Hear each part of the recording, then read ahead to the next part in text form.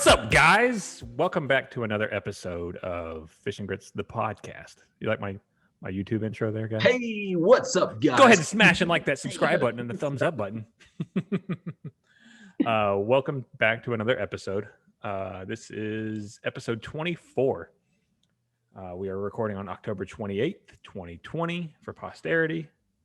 For those of y'all that will listen to us in the year 2030 when we finally gain fame in a small country that no one's ever heard of, we will be a smash hit there. It's like you're going to smash that like button. Go ahead and smash it like that thumbs up button, guys. Yeah, we're back after a short break. We took a little time off there. I just needed a break, really. Atlanta sports kind of got the best of me for a while. Our last episode, well, the one that we missed, was supposed to happen the day after the Braves' epic collapse.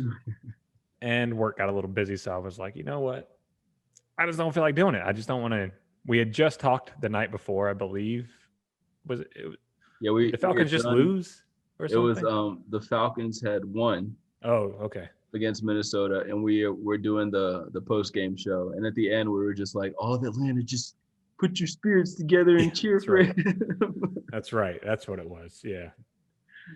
Really, the Falcons used some type of voodoo spell and took all of the other Georgia teams' juju. And they're like, we need this one win. And then Georgia lost to Alabama after having a lead. Georgia Tech got decimated by Syracuse. And we all know it was Clemson that week. That week. Yeah, I'm sorry. Yeah, I saw orange. Yeah, Clemson. 73-7 or whatever it was. Yeah, God. That was the one game Clemson just decides to go, you know what, guys?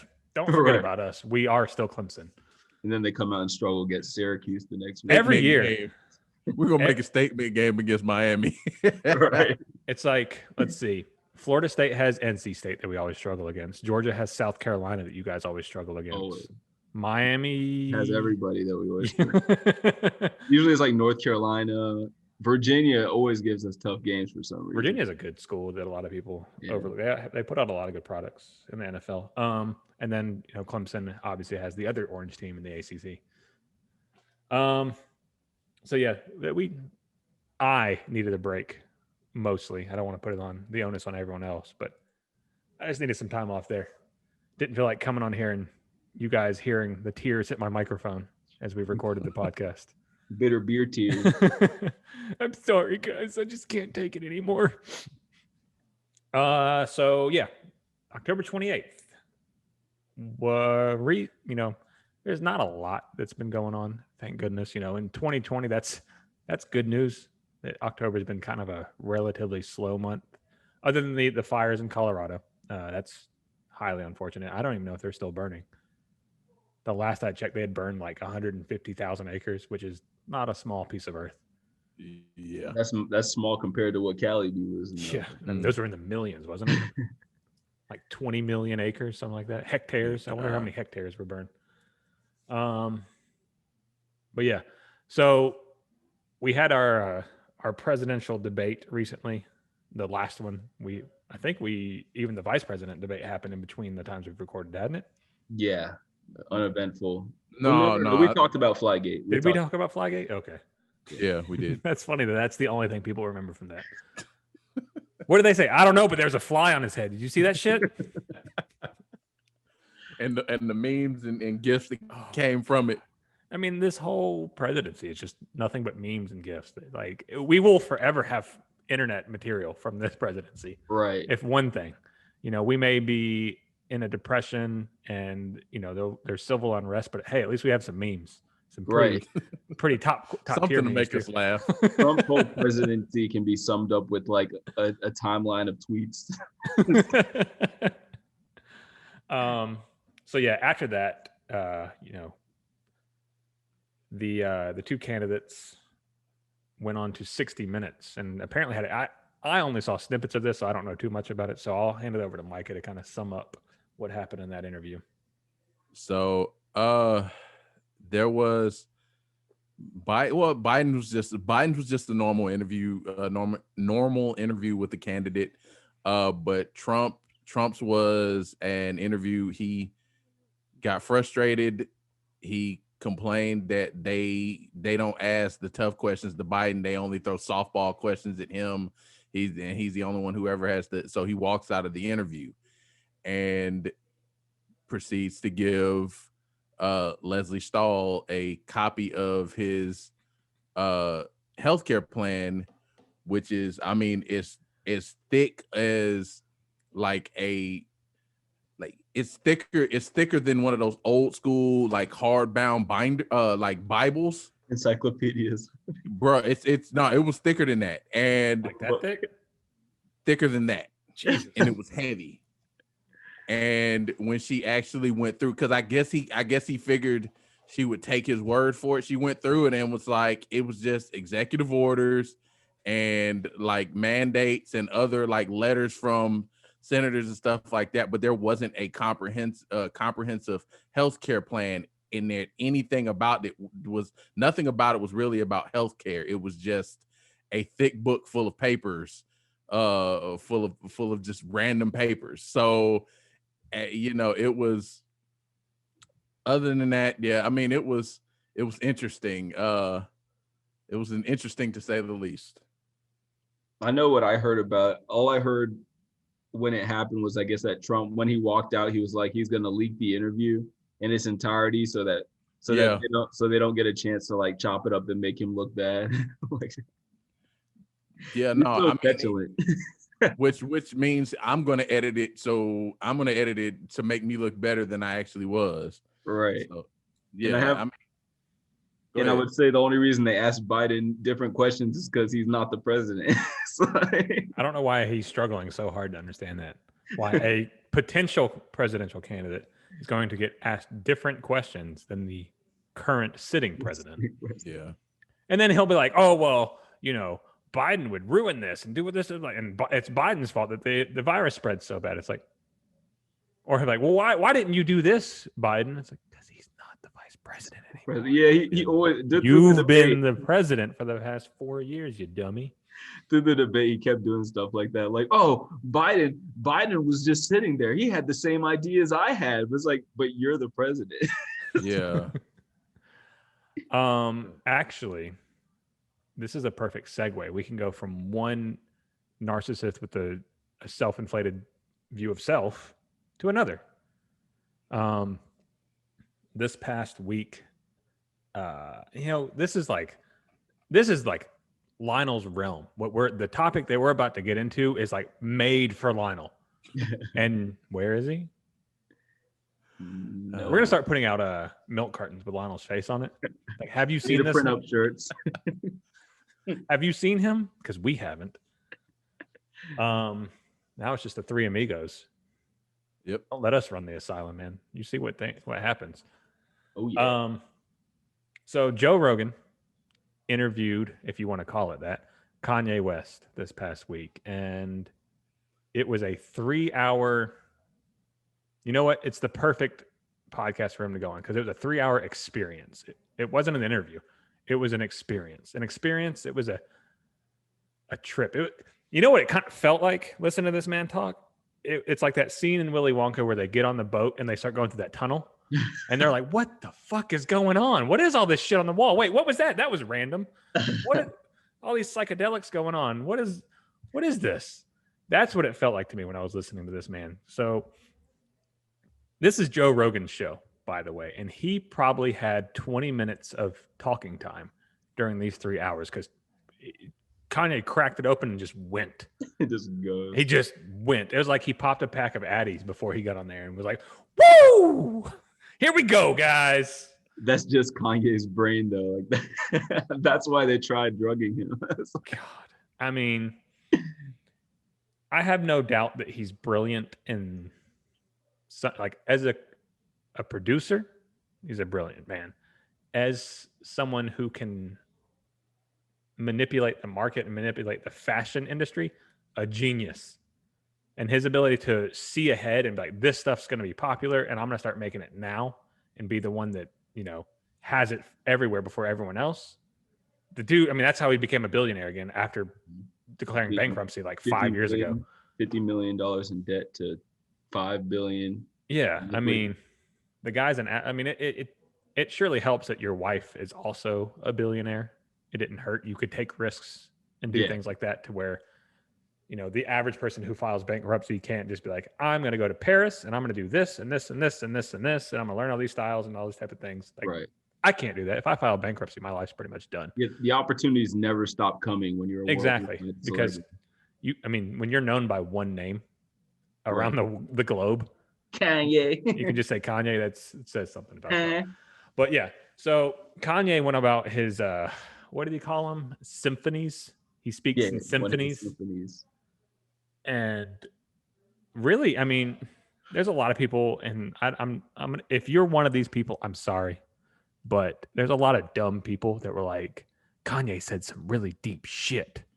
Don't come for me. Look, don't come for me because I'm. There are some things I will give him some things that he said that were like, yeah, those were legitimate.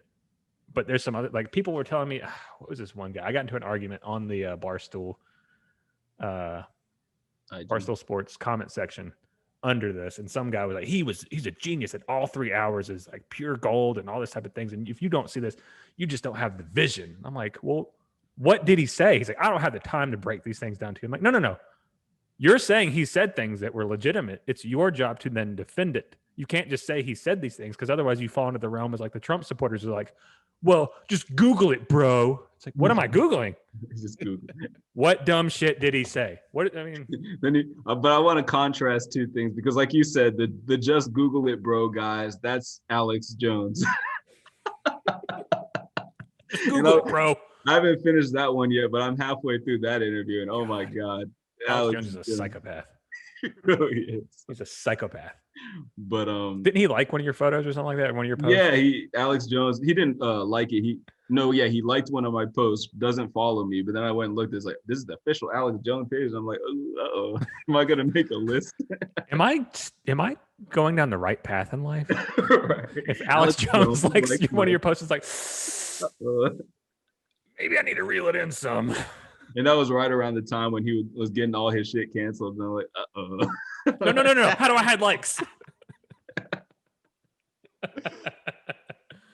Oh, no, I don't want to open Outlook. Go away. But so my perspective on the whole Kanye thing is, like, I listened to it, and I will say Kanye's, the way he thinks is like a stream of consciousness type of thing. It's like he's dreaming. It's like a dream, right? You know how, like, when you dream. Willy Wonka. Right. It's like random metaphors here and there, and then everything's just like, because what was he saying at the beginning? He's like, it all started with Bruce and Jason. You know what I mean? And then Joe's like, wait, didn't they both die by accident? He's like, nah, man. Bruce Lee and Jason Lee. Yeah. Well, yeah, I love the parts where Joe Rogan was like, actually, right. That's not what happened. Well, you know what? I just be looking out because I'm scared. Just like Michael Jackson. He's just like, I think Kanye has he's a smart guy, and he thinks of a lot of things that are true. Just like anybody who thinks critically about a lot of things. Like, what he said is true. He is a three-dimensional thinker. It's just when it comes time to talk about it, he's just so all over the place. Like when Joe Rogan tried to ask him, like, so what's your plan, Kanye? And he was like, it's like the music artists. The music artists, they get they're in slave deals and blah blah. Like, wait, Kanye, what the hell does that have to do with the country? Did you just say that Kanye West is a critical thinker? He does think critically. I mean, he does. I mean, you could listen. He made good point. I mean, there's things he said that are true. Like, it's just it's hard to stitch them all together. Like even I was even seeing like Media Takeout today criticize him, or people in the comments at least were criticizing him about saying that it shouldn't just be Black History Month. It's like, people need to know more about their history. It should be more expansive, and just things like that I agree with. Like he said, hold on, we'll get into that in a second. Things about farming, things that, like he said about farming, are very true. Like that you have to be, a lot of people lose a lot of the things that they that our ancestors could do. I mean, in replace of a lot of conveniences that if they were to take them away, that we'd be stripped bare. But at the same time, it's just like, so the first thing that I noticed, Joe Rogan didn't talk at all. It was he had no time. Kanye. It was all Kanye. But the thing about Joe Rogan is that usually Joe Rogan is very assertive in that. Because if you watch the Alex Jones, he does not let Alex Jones get away with anything. He's like, like he reels it in like every 2 minutes. But he just let Kanye go. And then the second thing I sort of want to say is that I think that I don't know who it would help or hurt more, but I do think it would have been very interesting to see Donald Trump and Joe Rogan Donald Trump and Joe Rogan, Donald Trump and Joe Biden on his show, just That would have because been amazing. he asked such like the questions that normal people want to hear, like Outside the political realm box. Yeah, questions. it's not just like, because every time you watch these debates, they always talk about the same side, two sides of the same coin, right? Yeah. It's like they pick a set list of debates and then or issues, and then it's like, okay, what's your opinion on this issue? But usually those issues aren't even things normal people care about. But Joe Rogan's able to sort of cut through that, so that would have been great to see them on there. But I mean, that's all I gotta say for now. Only reason I ask if you call him a critical thinker, because anytime Joe would actually, the chances he did get to actually ask Kanye to explain or to, point out where he was wrong, that's where Kanye's, beliefs, or I'm gonna call them what they are, his prejudices fell apart, because they weren't backed in fact. They were just little bits of things. Like Kanye's knowledge is a mile wide and an inch deep. He'll pick up little bits here and there, but he doesn't dive into them. Like music, he does. But everything that he was talking about, and when Joe would be like, "Hey, what about this?" He'd be like, "Well, I don't want to go down that." I think the thing is that Kanye, a lot of this stuff, I think he knows stuff that he doesn't necessarily think he can just talk about, right? Like I feel like he didn't want to get into the whole like conspiracy about like Bruce and Jason, or about Michael, about all the things that a lot of people commonly talk about, but he sort of just glazed over it. And all he said about that was like, well, I just sort of look out. Well, you can't bring them up in a public forum then and have, have someone else across from you ask you about it and be like, well, no, actually, I'm just going to say this and not give anything that backs it. But that's why he's not a politician, but I don't think it's fair to say he's not a critical thinker. I just don't think he's very good at, explaining himself. Hold on. You said he's not a politician, yet he clearly said he believes he's supposed to be the leader of the free world. Well, his whole thing was that he thinks that his whole thing was that he thinks that a non-politician, like a person who's a producer and a creator, should be in that role. Like Trump. He was like, oh, Quincy Jones would have made a great president, which I don't agree with. But I don't. But I mean, it's with just listening. I didn't even listen to the whole interview. My attention span isn't that strong to stay with that. But I as much incoherence that I heard from a lot of what he talked about, like, bruh, like I thought Trump could be bad with how he goes off on tangents sometimes, but bruh, it was like, yo, this dude is on another level of just drifting off into some. It's ADHD unheralded. He talk about one topic, next thing he's on another topic, and you just sitting there thinking like, how did we just get here? Like, it's like when people are on drugs, really. Yeah. But on laughing gas, how they'll just like their train of thought is just like a wave. You're like, what the fuck are you talking about? How did you go from this to this? Huh? It's exhausting is my best word for it. Like I watched the whole thing just because I like putting interviews on when I'm like doing graphics and stuff like that, or doing work, and so I'm not really just like sitting there watching it. But I'd say about an hour and 30 minutes, it just started getting extremely exhausting, and like there's a lot of listener fatigue that happened just because, like you said, it's just like, God damn, Kanye, what are you talking about? Like, reel it in, man. Like you have just focus on like 2 of your good points, and then you know what I mean. It's like when this is the last thing I'll say about it. It's like when people will get up and you have like presentation days in college. You get to present on a topic that like it's wide open.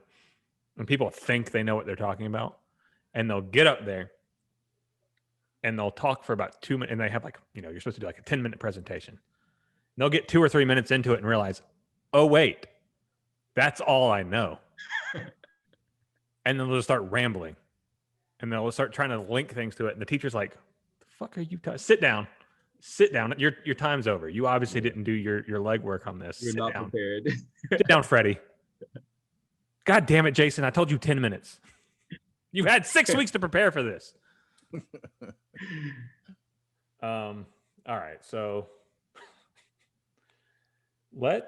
for those of you that don't watch us on YouTube or don't know that we do our YouTubes after each and every Falcons game, win or lose, we already covered the Falcons, so we'll do a short bit on the recent game here and then move it on down the line. But wait, real quick before you, what is the event at UMI?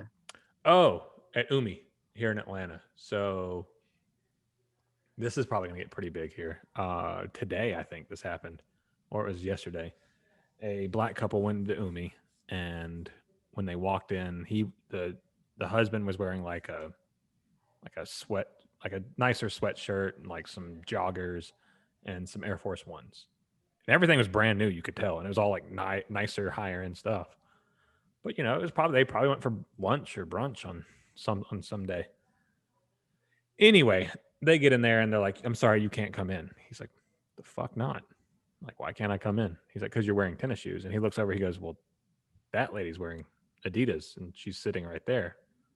Why can't I wear these?" He's like, "Because that's our policy." He's like, "Well, that lady is wearing tennis shoes right there. Why can't I wear these?" And they're like, "I'm sorry, sir. Let's take this outside." He's like, "No, we're going to handle this right here." And the couple is a black couple. And for those of you who don't know what Umi is, it's a nicer sushi restaurant in downtown Atlanta in the Buckhead area. And it's filled with Buckhead Betties and things like that. And it kind of serves those people. I think everybody in the restaurant, when they turned the camera, was white except them.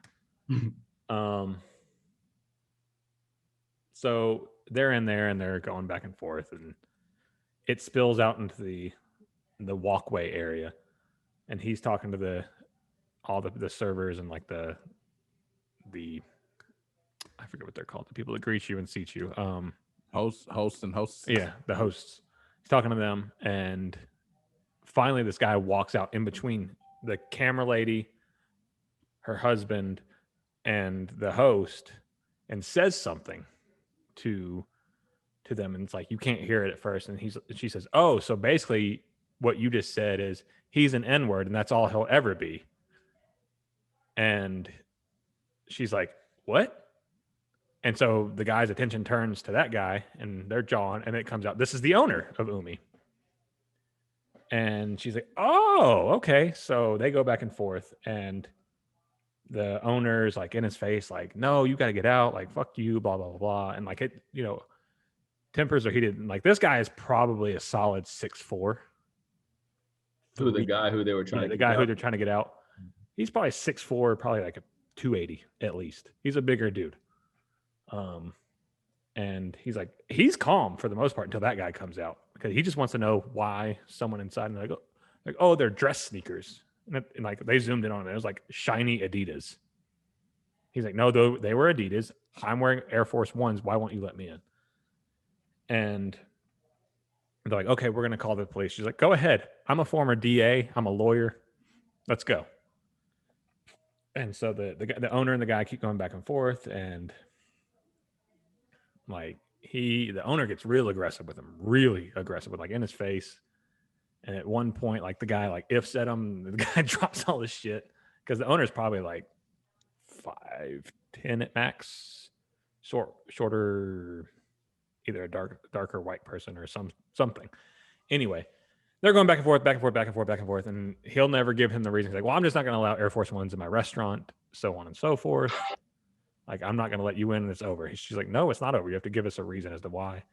And then he's like, "You're making this a problem. Like, you're the one that brought this up. Like, you're the problem here," so on and so forth. And then, like, the owner, if he would have just stuck with that line, probably could have gotten away with it, because you didn't hear what he said, and she only said that before.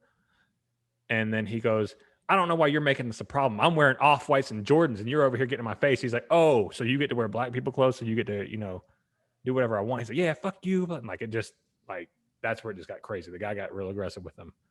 So there's like a huge anti-Umi movement going on here in Atlanta. I'm sure they're going to lose a lot of business. They called the couple to apologize, but I went and left a 1-star review at Umi, because I don't like them anyway. They're overpriced. It's sushi. You should not have to walk out of the sushi bar with a $250 tab.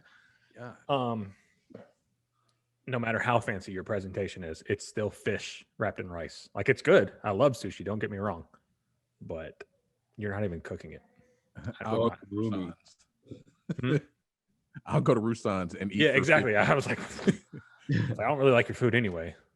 So I left him one. I said something like, "The food's overpriced. It's a little crowded," and then the side of racism compliments of the owner was a little off-putting. Yeah, they're racist. All right. Yeah. Anyway, so the Falcons did something only the Falcons could do this past weekend. It was actually a very good, entertaining game. It was a lot of fun to watch. It was probably our most complete game that we've put together. The offense looked good for the majority of the game. The Lions defense played well. They didn't do anything outstanding. They essentially just said, you know what, Falcons, we're not gonna lose this game. Their defense played to not lose, and our offense kind of played in the same way. But we played an efficient game. We go up 16 to 14, and then we go down. So we stop them. Yep. No, we stop them. They missed the field goal. We're up 16-14, and fumble, give the ball right back to them, and they kick the field goal, go up 17-16. Right. 17-16. So then we get the ball. We drive all the way down onto basically the 10, 11-yard line. They have one timeout left. So at this point, we can run the clock out and just kick a field goal. Right. Most teams in the NFL are just going to take 3 straight knees and kick a field goal and walk out of their stadium with a win. They had no timeouts, by the way, no timeouts. You're right, because they had one and they used it. We ran it once, they used it, and then we ran it again. So before the play, and this audio just came out today where Matt Ryan is calling the plays like, all right, we're going to run it. He looks at Todd. He's like, do not score. Get the first down and fall down. Do not score. Todd Gurley's like, cool, got it. The very next play, Todd Gurley falls down on the goal line for the touchdown. Matt Stafford gets the ball, goes 75 yards in just over a minute for the game-winning touchdown. And just to add some color to that, so Todd Gurley is sort of being held up by the Detroit Lions, and they're pretty much trying to escort him into the end zone. And then they sort of let him go with about, maybe 4 yards to spare. And Todd Gurley looks like, well, where am I? And he's like, as soon as he realizes, he falls down. And then the 2 Detroit Lions put their hands up, they're like, touchdown. Yeah, when another team is celebrating you scoring a touchdown, you know you're the Atlanta Falcons. And not even that you've done something wrong. You just know that you're the Falcons. And we converted a 2-point conversion, which is like, God damn, the Falcons did some things that they never do, but it was just in the worst time ever. Like, So let's go over, not even our part of it there.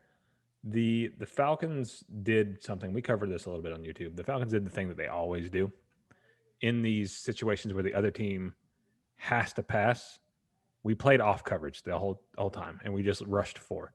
Even though throughout that entire game, we were blitzing and blitzing effectively. And this is something that I always wonder. It's like you see these 2-minute drives, like for instance, what the Lions just did. Why not run that offense most of the time, Micah? Why do teams not do that? What, no huddle? Yeah, just come out and just like sling it. Run these routes where it's, clear out the coverage and throw. If you have something underneath, throw it there. Because you're paying a good bit for having offensive coordinators, so you don't want to just be like, no, we're just gonna play a playground ball. Let's go.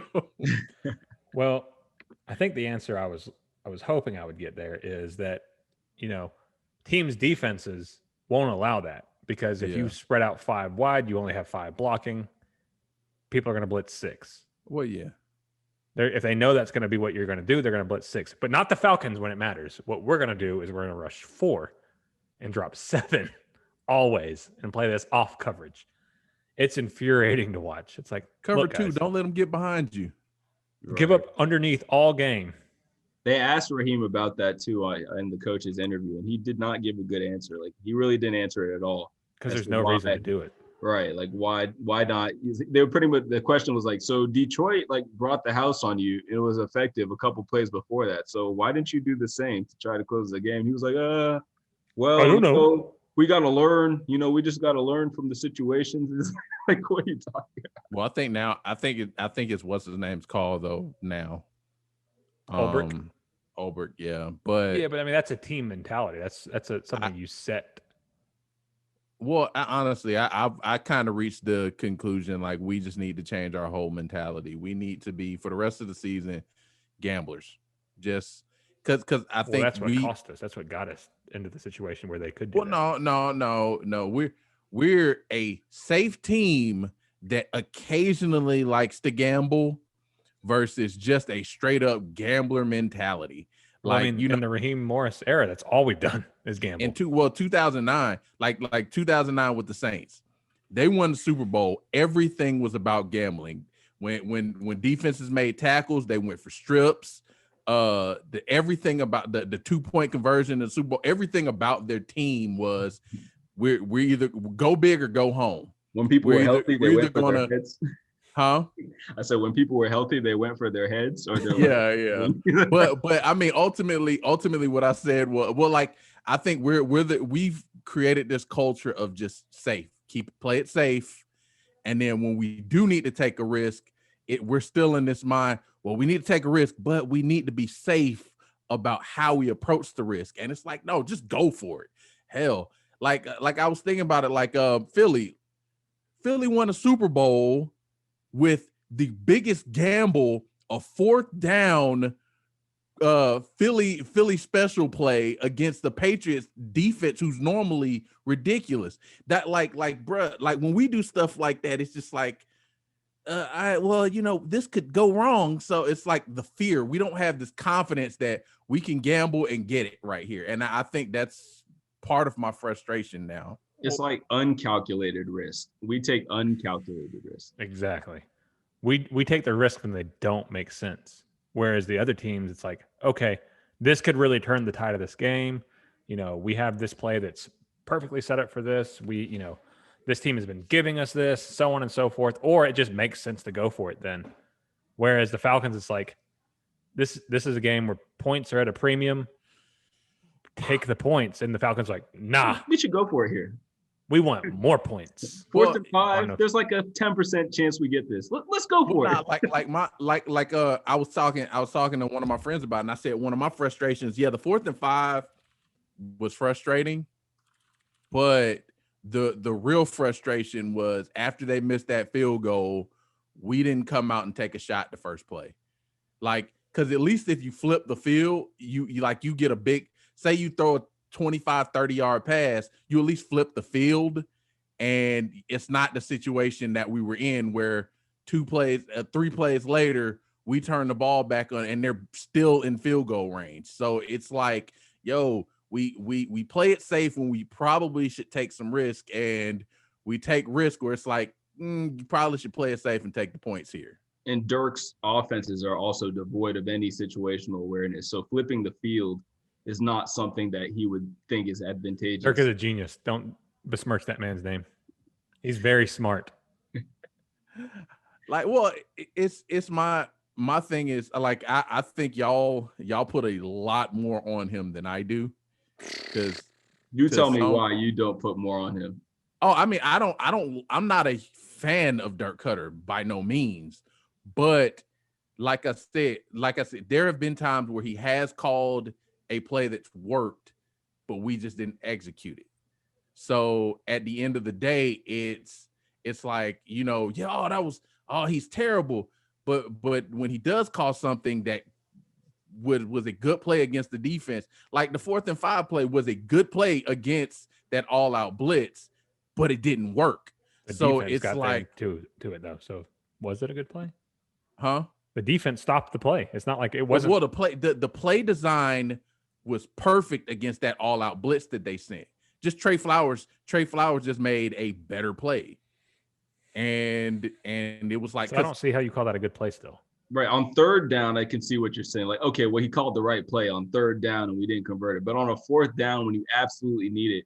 Well, then, the ultimate idea to go for it on fourth down was Raheem's in the first place. So for what you're given, you call it good play, but like, all right. So say you run an say we run an all out blitz.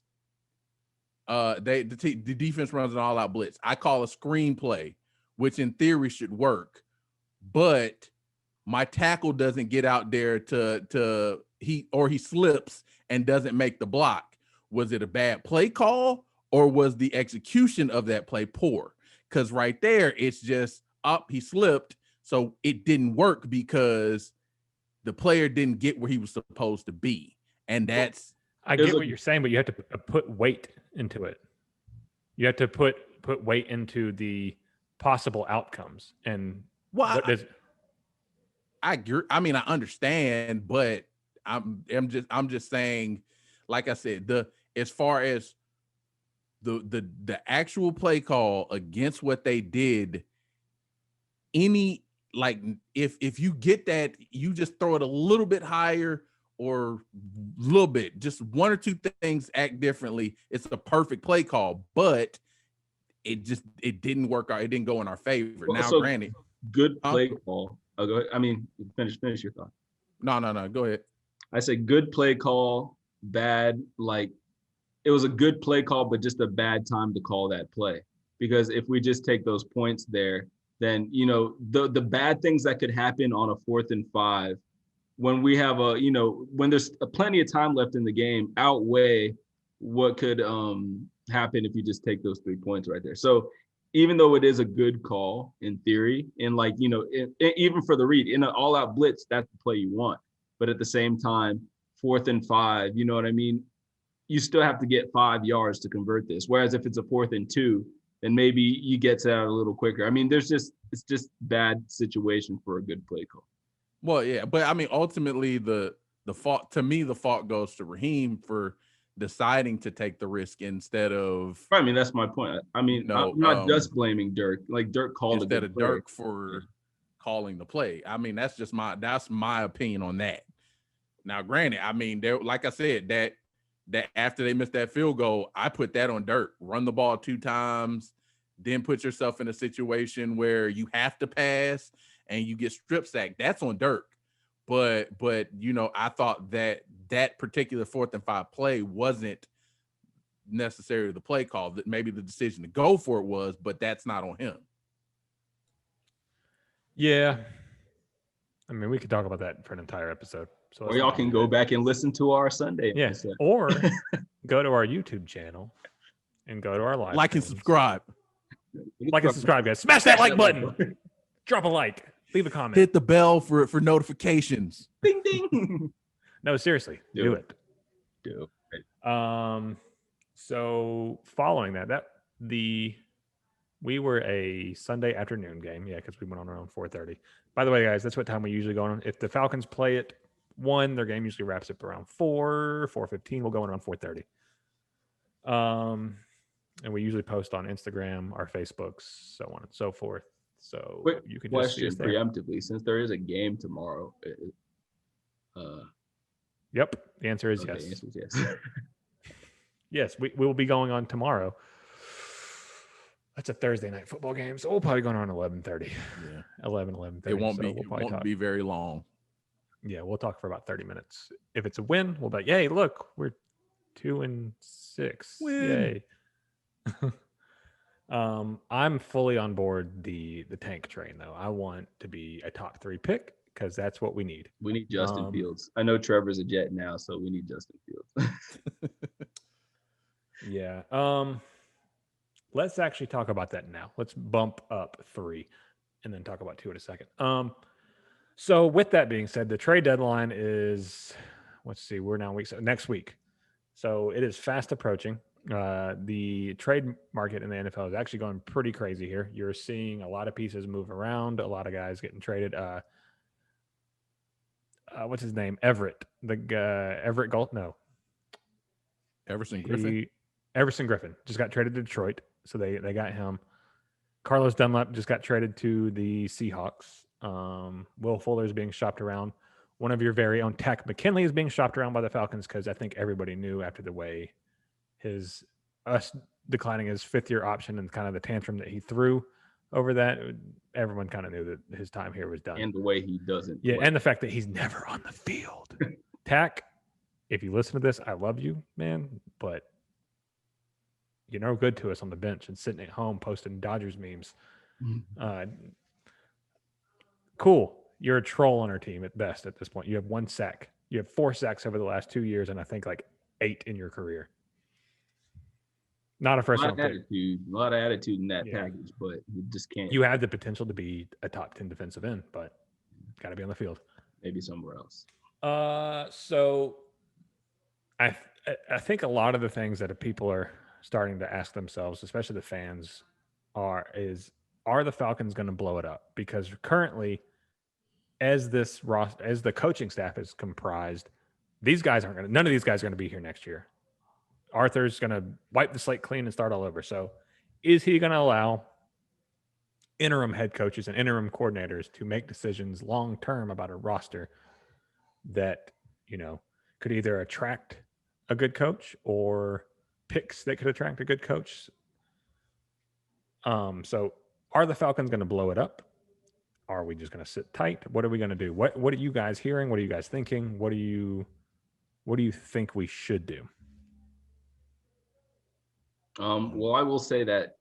So we have to consider the fact that Rich McKay was put in as the GA, the interim GA, right? I mean GA, General Assistant, pretty much.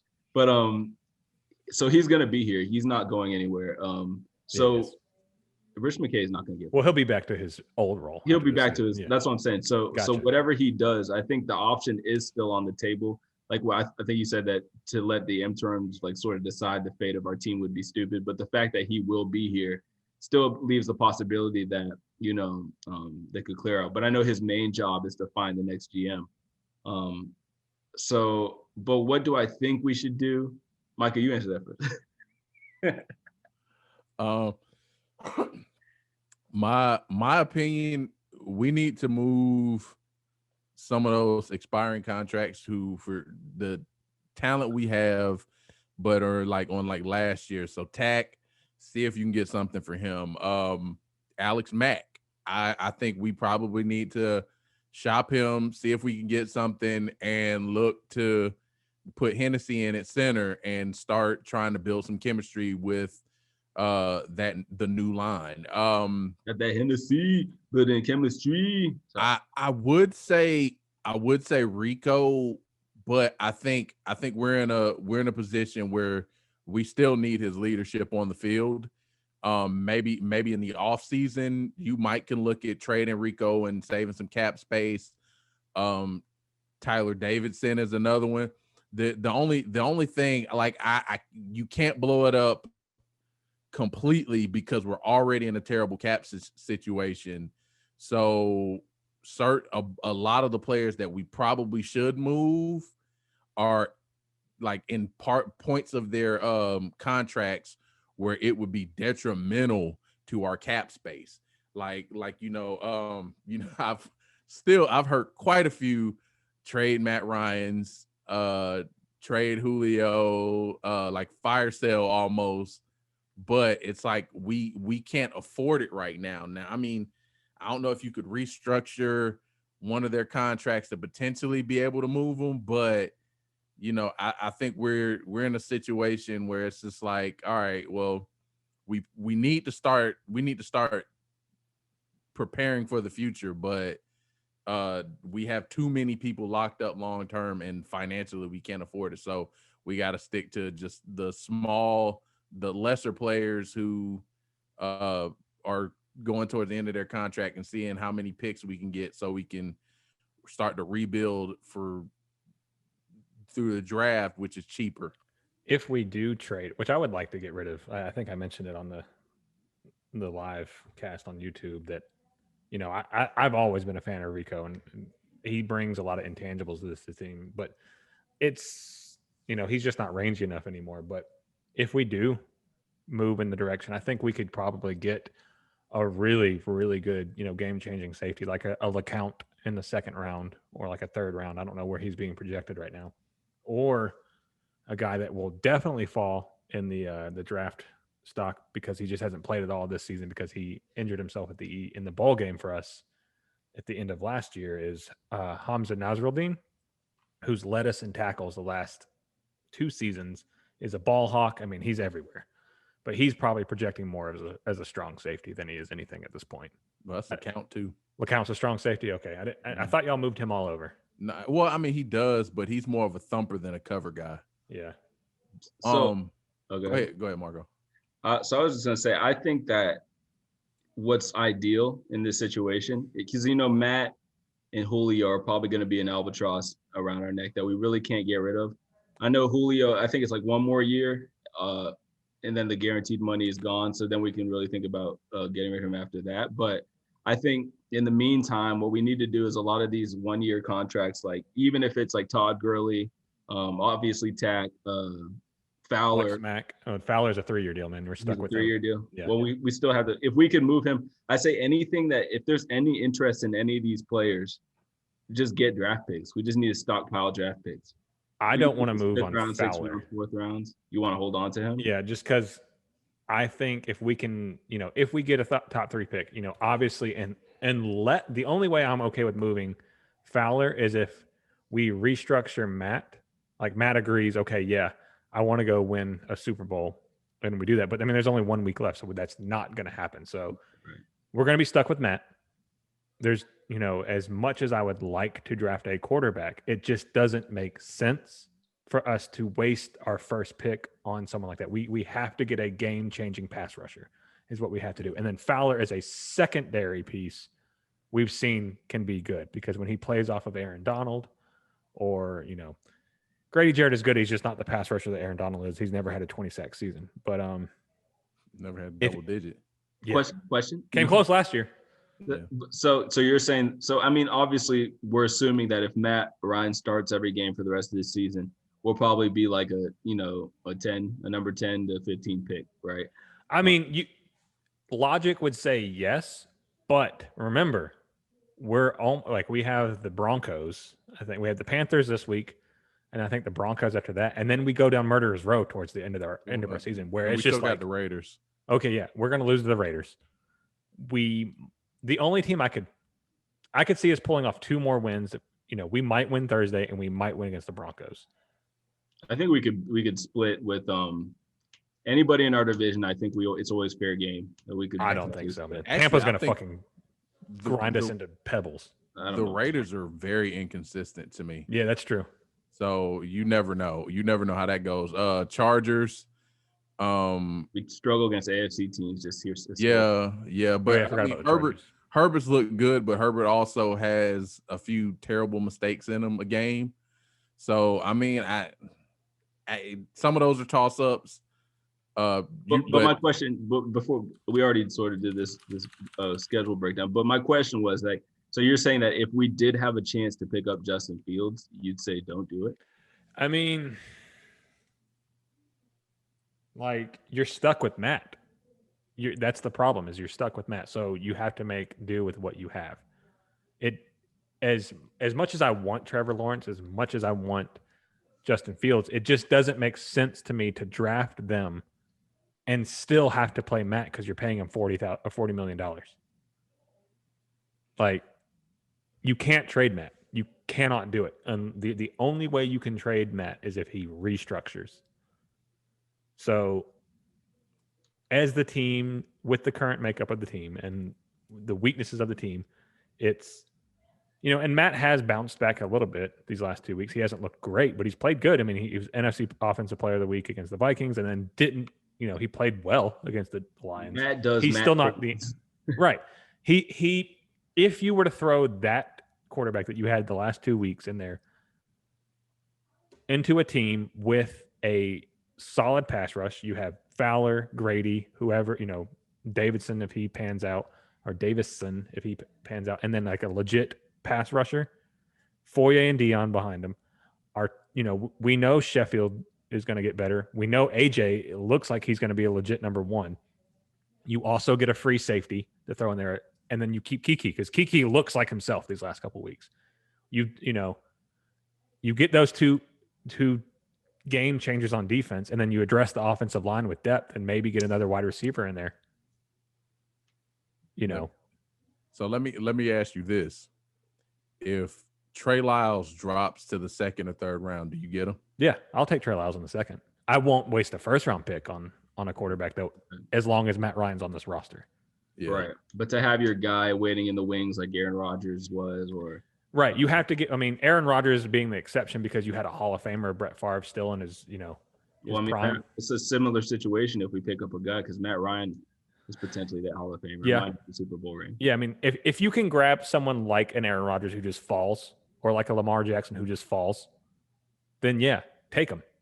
That makes sense. But if you wind up getting a top 3 pick, do not do it as long as Matt Ryan's on this roster. Otherwise, you're literally screwing yourself. You're like, fuck these other weaknesses. Because, I mean, the things that other teams do, and now that I'm about to say this, it may go against that rule, is players or the good teams always draft best players available.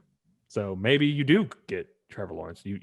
Because, I mean, the Ravens would, if Trevor Lawrence was still on the board, they would take Trevor Lawrence because he's the best player available. Because if Justin Fields is available, who are you taking? Are you taking the DN? Yeah, I mean, I would have to look at the rankings for DNs. I mean, I know that guy coming out of Miami is really good. I'm sure. Rousseau? Yeah, he's going to be really good. But I mean, I don't think he needs coaching. There's no Chase Young. So I don't know, man. I don't know. The Falcons are just in a terrible situation. Yeah, there's a terrible season to come up completely flat. Like maybe you get a pass rusher through free agency, but who's out there? And my question is, do we go, which safety do we keep? Kiki, because KZ, this was a contract year for KZ. So he's hurt. And then Rico, you might have to trade him. He's got 2 years left. Yeah, but for cap purposes, he's a expendable piece. Plus, I think we gained $3 million by cutting him. Yeah. So it's one of those things. It's like, all right, do you try to get Casey for cheap coming off an injury and hoping he can be everything you think, or do you just keep Rico and seeing if he can train somebody? I don't know, draft. I would like to use KZ in a similar way that Tyrann Mathieu used. I don't think we should use him exclusively as a deep third free safety. That's just not his strength. Yeah. Move him all around. But, you just have to get the defensive coordinator. You know what? I'm starting a campaign. $1 for defensive coordinator. Hashtag. I'm just going to call Madden plays. $1 for DC. $1 for DC. Yeah, but there are these last 2 games have shown that Terrell is a really good corner. Kiki is back to himself, but we're going to be able to get him for cheaper because he's coming off that injury, and it's a losing team. The good thing is, because we're a losing team right now, a lot of these guys that we're going to have to pay a lot for, like, hey, look, you did this, but you didn't have an impact. Is Foye up this year?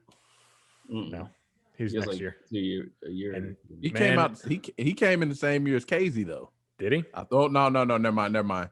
No, Casey. I think Casey sat a year. Yes, and then Foye 2 drafts next year. And man, he's going to be one you're going to have to pay. Yeah, he's so good. He might be our best defender right now. He's everywhere. All right, so let's move on from the NFL. You want to take a quick break? Before we do, I do want to do this. We should implement this into it, just so just go through these games real quick and I want to ask a couple questions about some of these games. So the Browns beat the Bengals. Baker Mayfield completed 21 of 21 passes after going 0 for 5 in the first quarter. Do y'all think the Browns, especially after losing OBJ for the rest of the season, are they a team that the NFL needs to worry about, or are they just doing Browns things? The Browns are such a hard team to put your thumb on. I think what the Browns should do before every game is their head coach. I forget who it is. The guy from Minnesota. Yeah. He should look Baker in the eyes and go, if you don't play well, I'm going to cut you. And then Baker will play well. Right. And it's just like that Heisman commercial. Baker only does well under pressure. Right. That looked like a resounding no from Micah. They're play. I don't think they're a contender, but they do have a lot of talent. You're starting to see all that talent. Like that Nick Chubb, Kareem Hunt backfield is monstrous, and they've won games without like Baker. Just sit over there. Yeah. Don't cost us the game. We're going to run this football. They ran for like 280 yards. Bro, yeah, exactly. And it's like, Chubb's bro, coming back next week, by the way. That backfield alone is monsters. And they have so many pieces, even without OBJ, which is a big hit. I mean, you still got a talented receiver core. So I think what they're gonna go back to running the ball. That's what I was gonna say. Is this probably helps them more than anything? Yeah, and trying to keep Baker from being the gunslinger that he is, and that's probably all they're going to do. Right. All right, and so for this, I'm not really going to talk. We don't have to talk about this, but I just want to throw this jab in there. The Eagles looking like they're going to run away with this division at 7-9, so I'll just leave that there. Right. So the next game, they can't even get to 7-9. Right. So we can sort of group these three together, maybe even four. So, but I just really want to talk about these two. The Packers sort of beat down the Texans, which was expected. The Texans aren't that good, but the Steelers had a dominant win throughout most of the game. The Titans came back, but the Steelers look really good. And the Steelers probably. So, what is y'all's opinion out of these two teams, right? Or let's just talk about the Steelers. What do y'all think about the Steelers, though? Like, I'm gonna go first, Micah. Yeah, and I'm gonna talk directly to our fans in Baltimore. I already know. Specifically, Brandon. The Steelers are the best team in football. They are the most complete team in football. They are the best defense in football.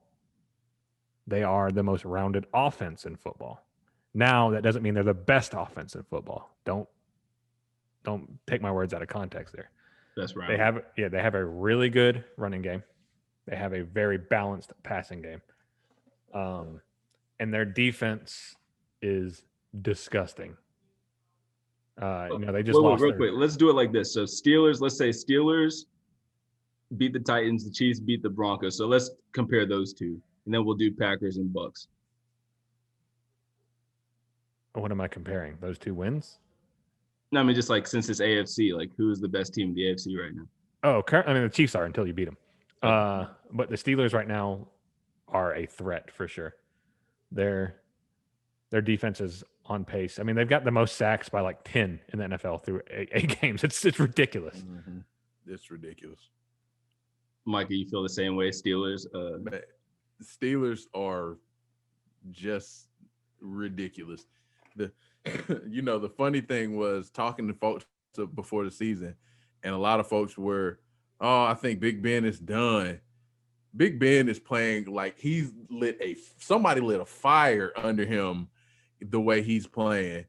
Now, like I think it's trending right now that it's going to be a Chiefs Steelers AFC Championship game, and the winner of that game may very well win the Super Bowl.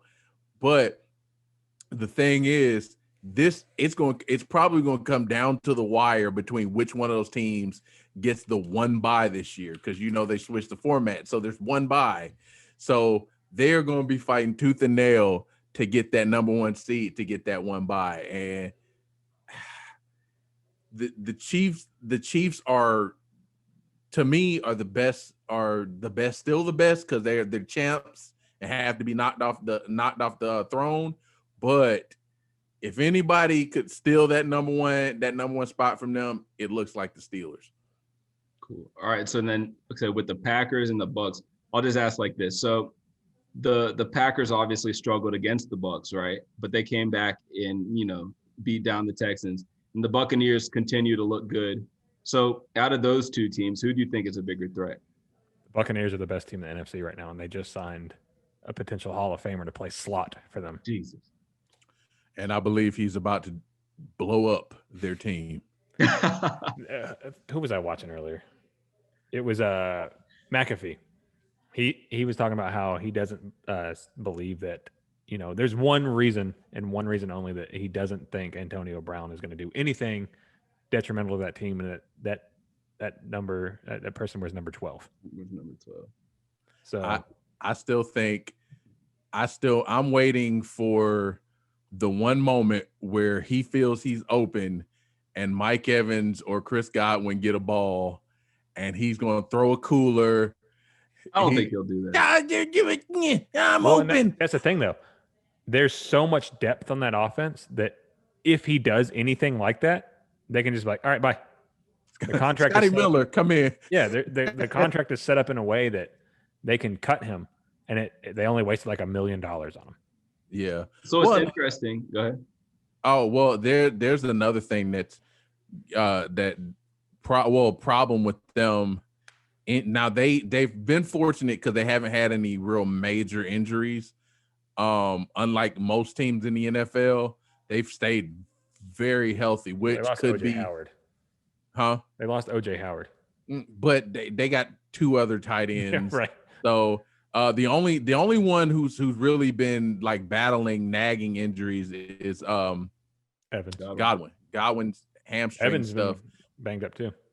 He's which has been killing me in fantasy. Godwin, I need you to get healthy, bro. And then I need you to be like AB and be like, throw me every pass, or do what what's his name? God, I can never remember his name. The receiver for the Bears and the Brandon Marshall. Brandon Marshall. Where Brandon Marshall did to Jay Cutler and have a little talk at him, so every pass goes to you. I need you to do that for me, for my fantasy team. Yeah, he ain't gonna tell Tom Brady to throw it to him. Tom's gonna go, oh yeah, right. It's just funny though that so the two teams, he screwed over the Raiders already, and they just happened to beat them. He was on the Patriots, and it was actually living in Tom Brady's house, wasn't he? Mm-hmm. Before he got why was it that they cut him? It was something that he got suspended. He got suspended. Okay. Well, no, because he remember it was the text that came out about threatening that woman after they told him not to do anything, stay out of trouble, and he threatened. Well, that happened before he did all that, before he signed, and it just came right. out. And Bill Belichick knew, but he didn't act on it. But then it became public, so he had to get rid of him. So only a couple more things here. Obviously, Cam Newton looked terrible. Is he done? Man, to go from what he looked like in that Seahawks game to what he is now, it's like COVID. Yeah, I mean, that's true. New effect from COVID discovered. Makes you a terrible quarterback. So I don't know, man. Not much to say about that.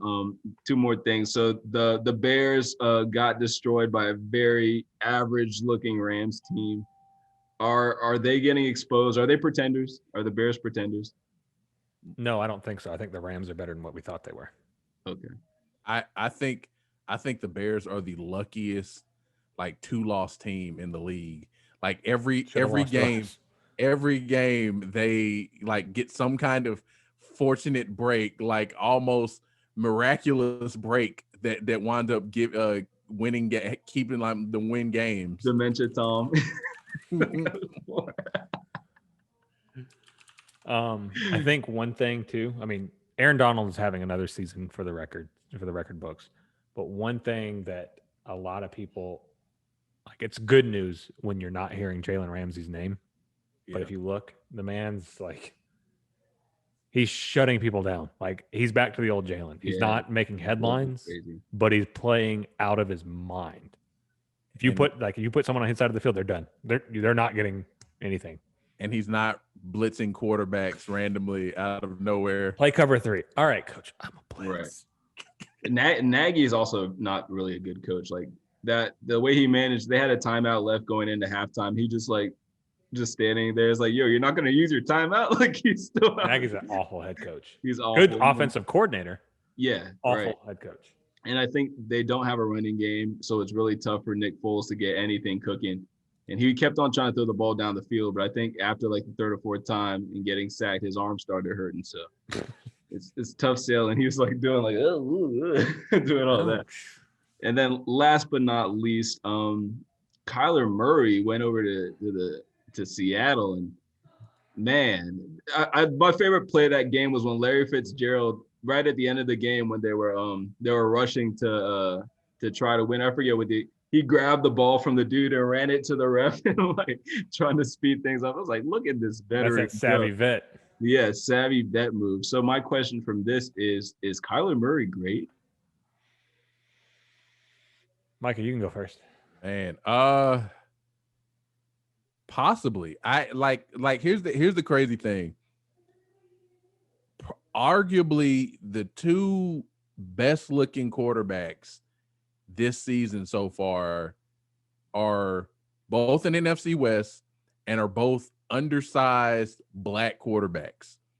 And like Kyler was a monster that game. Now, granted, once their kicker missed that field goal in overtime, I just knew the game was over. I'm like, oh, Russell's about to go down and win this game. But they wound up getting the ball back. And it was a terrible. Kyler delivers. He putting up big numbers. I got him on a fantasy team too. Love him. Kyler, appreciate you, bro. Put up big numbers for me. Right. I don't know if the two best quarterbacks in the NFL are both. They're two of the most exciting for sure. Well, Russell is in the NFC. Well, I said two of the best so far this season. It's not over, bro. Okay. Like Kyler's throwing for over 250 a game and rushing for like 100 a game. Yeah. So he's putting up close to what Lamar did last year. I mean, I don't know if I can put Kyler over Aaron Rodgers or Patrick Mahomes right now. I mean, and really, Brady's having a very quiet, good season. He's got like 18 touchdowns and 4 interceptions. One thing I saw earlier that surprised me, just to throw a random quarterback stat in there, that Matt Ryan is second in the NFL in first downs. It doesn't surprise me though. Yeah.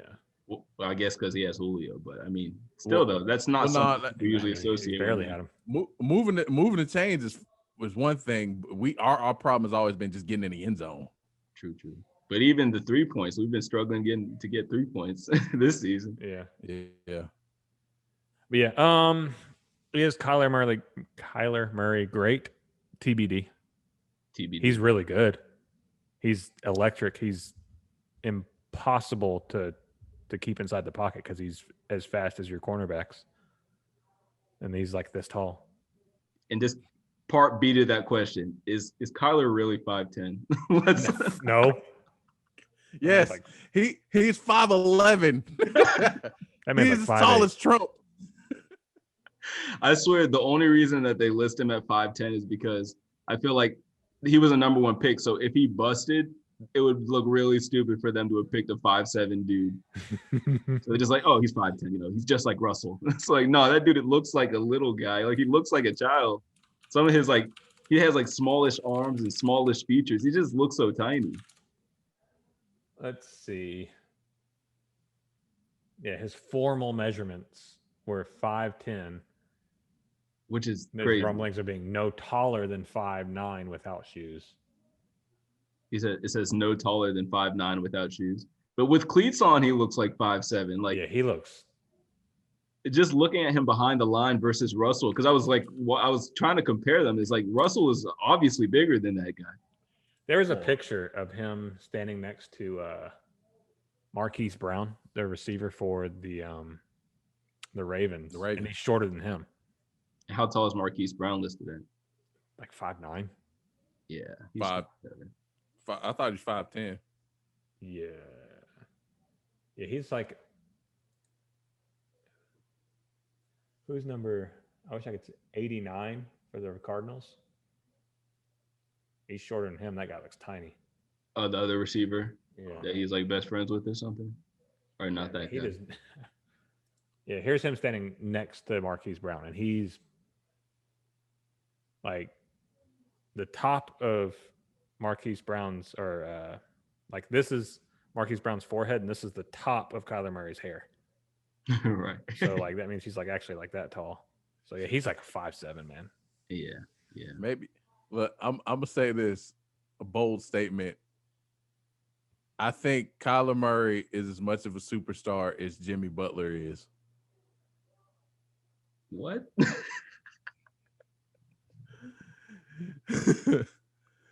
What are you gonna elaborate? Kyler Murray is Are we about to take a break? single-handedly carried a team to the championship. He might. Weird. He could potentially do it this year. Not this year. Come on, man. Hey, He would have to go on a historic run to that even be a fair comparison. oh, I think Kyler's about to shock the world. He gonna shake up the world. This is just like your Mitch going leading the Bears and then the season getting canceled. Hey, you know what we never talked about? We all blew our bets. We all thought 6 games or under for COVID. Yeah. Oh yeah. And we're going into week 8. We're such Week 7. No, week 7. Even though there have been some huge names that didn't get hit with COVID. The entire Raiders offensive line goes down with COVID. The NFL's like, I mean, bro, I legitimately got nervous because Joey Slye was on the COVID list on Monday, and I was like, oh no. And then by Wednesday, it was like, oh no, he's off. Whew, thank goodness. It's still, to me, like, I mean, salutations to the NFL for the way that they've handled this. I mean, considering that there's no bubbling or anything, but still the biggest mystery to me, just like, even though it's not pro, like Nick Saban, how the hell did he test positive for COVID and then still coach that game? That doesn't even make any sense. Like, he had his 3 negatives in that 24-hour period. Oh, how? When did he first test positive? It doesn't even make any sense. Wait, Earlier, how are they getting test results less than 24 hours? Like, seriously. Well, I mean, they had the rapid results there. They do the spit. It still doesn't make any sense because we'll talk about testing, because there was a certain other professional player athlete that got a awkward timing of a positive test. Who are we talking about? Justin Turner. Oh, yeah. So, well, what I was going to say is they don't know when Nick Saban actually contracted it. So they could have tested him and he had already been on like day 12. But don't they test them like every week, or do they only test them when they're sick? I don't know. See, it's different in college because they don't have the same resources. I feel like Nick Saban's bullshitting, man. He's like just the okey doke on Georgia. But yeah, let's take that break now.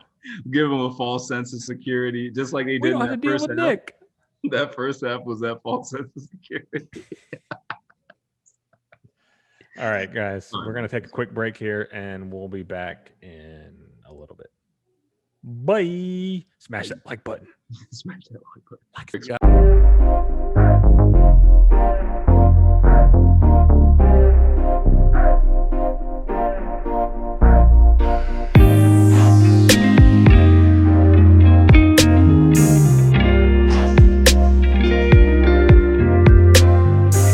You have a very glare. You got a nice glare going on. It's like my forehead is blinding. It really is. 3, 2, 1. Hey guys, welcome back from the break. We're still Fish and Grits, the podcast. We are still waiting for you to like and subscribe and smash that thumbs up button. Smash that like button. We've been watching our YouTube channel and you've all failed us. Yeah, we had to get over our mild depression from talking about the Falcons there, so we all did a shot. Now we're going to go into our famous and favorite segment of the show. Pew, pew, pew. Welcome to The Layup, a.k.a. The Finger Roll, a.k.a. Jelly Time, a.k.a. Points in the Paint. Hosted by your very own Marco Restrepo. Sorry, I put that extra sauce on there. Well, anyway. Too much sauce. Too much sauce. One day I'm gonna reel it all in. I'm gonna refine it, and it's gonna be perfect. And one day we're gonna have a soundboard, and I'm just gonna hit a button. I feel like one day we're all gonna be in a set together, and there's gonna be like stuff in the background. Anyway, wishful thinking. So the NBA, there's not much going on. You know, LeBron is the king of the world at this point, and we're just trying to deal with that. We're just trying to deal with that at this point, and we'll get into just what that means for the league in a couple things down. But the first thing I want to get into is how our favorite Van Gundy brothers are both, one is surely employed and one is potentially employed. But let's start with Stan, who is now about to take the realms of the Pelicans job and be the guy who leads Zion Williamson to some type of basketball supremacy, and maybe to a career that people, see fitting of such a bright star. So Stan Van Gundy, I've always I like Stan. He got to the finals with the Magic. You know what I mean? He has a bright basketball mind. He was with Detroit, I think, prior to this. Detroit. Right? So I sort of find his style of coaching underwhelming.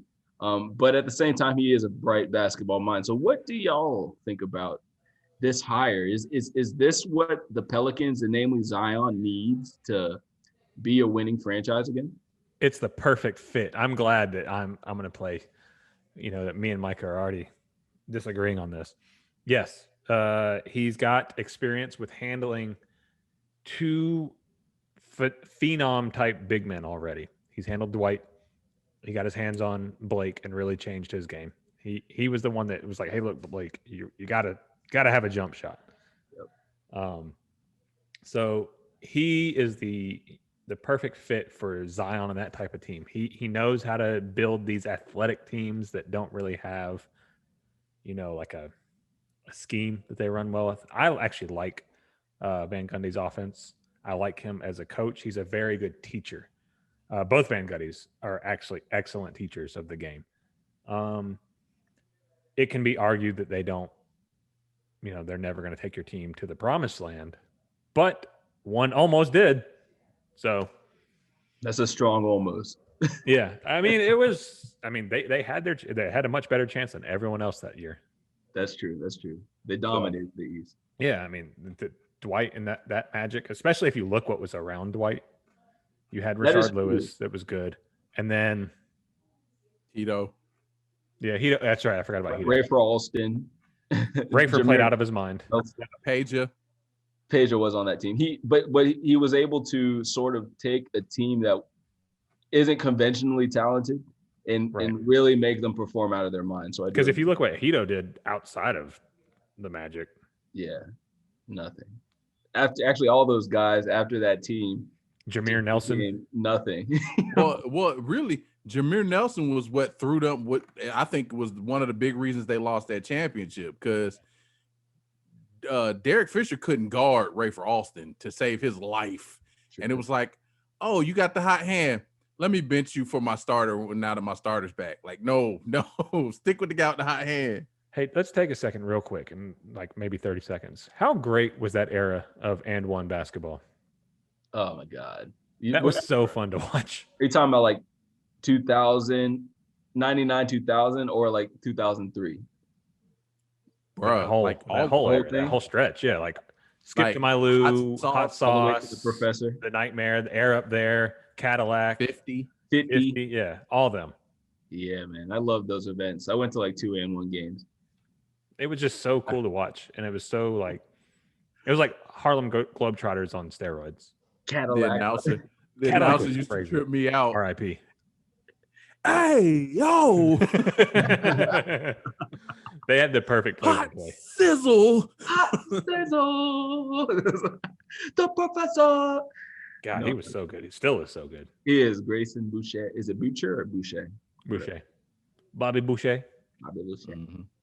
So, Michael, what do you think about that fit with the Pelicans? Just underwhelmed. I like here's the thing. Stan Van Gundy is, a lot of what Ryan said he is, but I've never been a fan of that almost like 4 wide, 4 out scheme. And well, I'm not gonna say I'm not a fan of it. I just don't know if they have the personnel to truly run that and execute it the way they executed in Orlando. Because really Orlando was the perfect, they ran that offense to perfection. And he never had a team that could run it to that same level since. And I think they I have some questions about their roster because I know he prefers a big, like he had Andre Drummond in Detroit. He likes a big who can rebound and defend the rim, which they have there in like Jackson Hayes and he's got to get his mind right. Jahlil Okafor. Jackson can be a beast. Yeah, if he puts it all together. But will Zion be the outside player that they need him to be, or would you prefer him to be more closer to the rim? Because while he's a good, decent set shot. He's not great, but he has a decent set shot. I think he is most effective being a bully around the rim because he's so wide, he's so strong, and if he gets within 8 feet of the rim, it's kind of like Dominique back in the day, where 2 feet off, like he can just put his 2 feet on the ground and just jump over anybody, and you ain't stopping it. So even if he's not jumping over you, he's going to jump through you. Yeah. Hurt you. So it's one of those things. It's like, will he best be utilized on the perimeter, or would you have to modify that scheme to like help to allow him to play in the inside more? Plus, I'm thinking about some of the other pieces like Lonzo. Lonzo on the outside. He's good with the ball in his hands, but Stan was actually saying that they interviewed him. He said that what Stan was saying was that he actually thinks Lonzo is probably the biggest part of their offense. That's what he was saying. He's saying he wanted to use Lonzo in a way that I guess he hasn't been used yet. I forget exactly what he said, but they interviewed him. He was just going through some of the changes he would make, like running JJ off more, like to the corner more and just off more screens and that kind of thing. And I forget exactly, but he was really raving about Lonzo, hard. I can understand. I've become a Lonzo fan. Well, not necessarily a fan, but I root for Lonzo. I really do want to see him do well. And I think I was actually talking to a coworker who likes Lonzo too. I said, I think LeVar doing all the talking and like that, his first 2 years went so bad. I think he lost a lot of confidence. I want to see him get his confidence back. But I just like, as a ball handler, he's great. But as a scorer, will he be what they need? I'm looking over his most effective plays right now, and it's going to be tailor-made for Zion, man. Oh my God, this is going to be so beautiful to watch. I mean, obviously, like Micah said, they run a lot of inside-out plays through the big man, and Zion's good at it with his back to the basket just because he's so strong. But the things that are going to be really crazy are these dribble handoffs and these pick and rolls with Zion. And Zion can even run some of the pick and rolls because he's such a proficient ball handler at his size. And if you run 2 or 3 shooters out there with Zion, even running Zion at the big, man, you know how much space that's going to create for him to drive the lanes? Like you pull a big man out to guard Zion, and he's going to take him off the dribble every time. He's so quick. His first step isn't as quick as LeBron's, but it's close. It's really close. So, I mean, what's the name of the coach who just got fired? What's his name? Alvin Gentry. Yeah, Alvin Gentry. So I know. Have y'all seen that Instagram clip where he's calling a play, and it just shows like Lonzo's face, and it shows like everybody's face, and they're just like, What the fuck? Why are we calling that? So I think Gentry's a defensive guy. right. So I think that the players are probably definitely happy about Stan taking over. But speaking of Van Gundy's, as I said, the other Van Gundy that may get a job is Jeff Van Gundy, who is gonna go back to the Rockets. As we discussed earlier, he coached there from 2003 to 2007.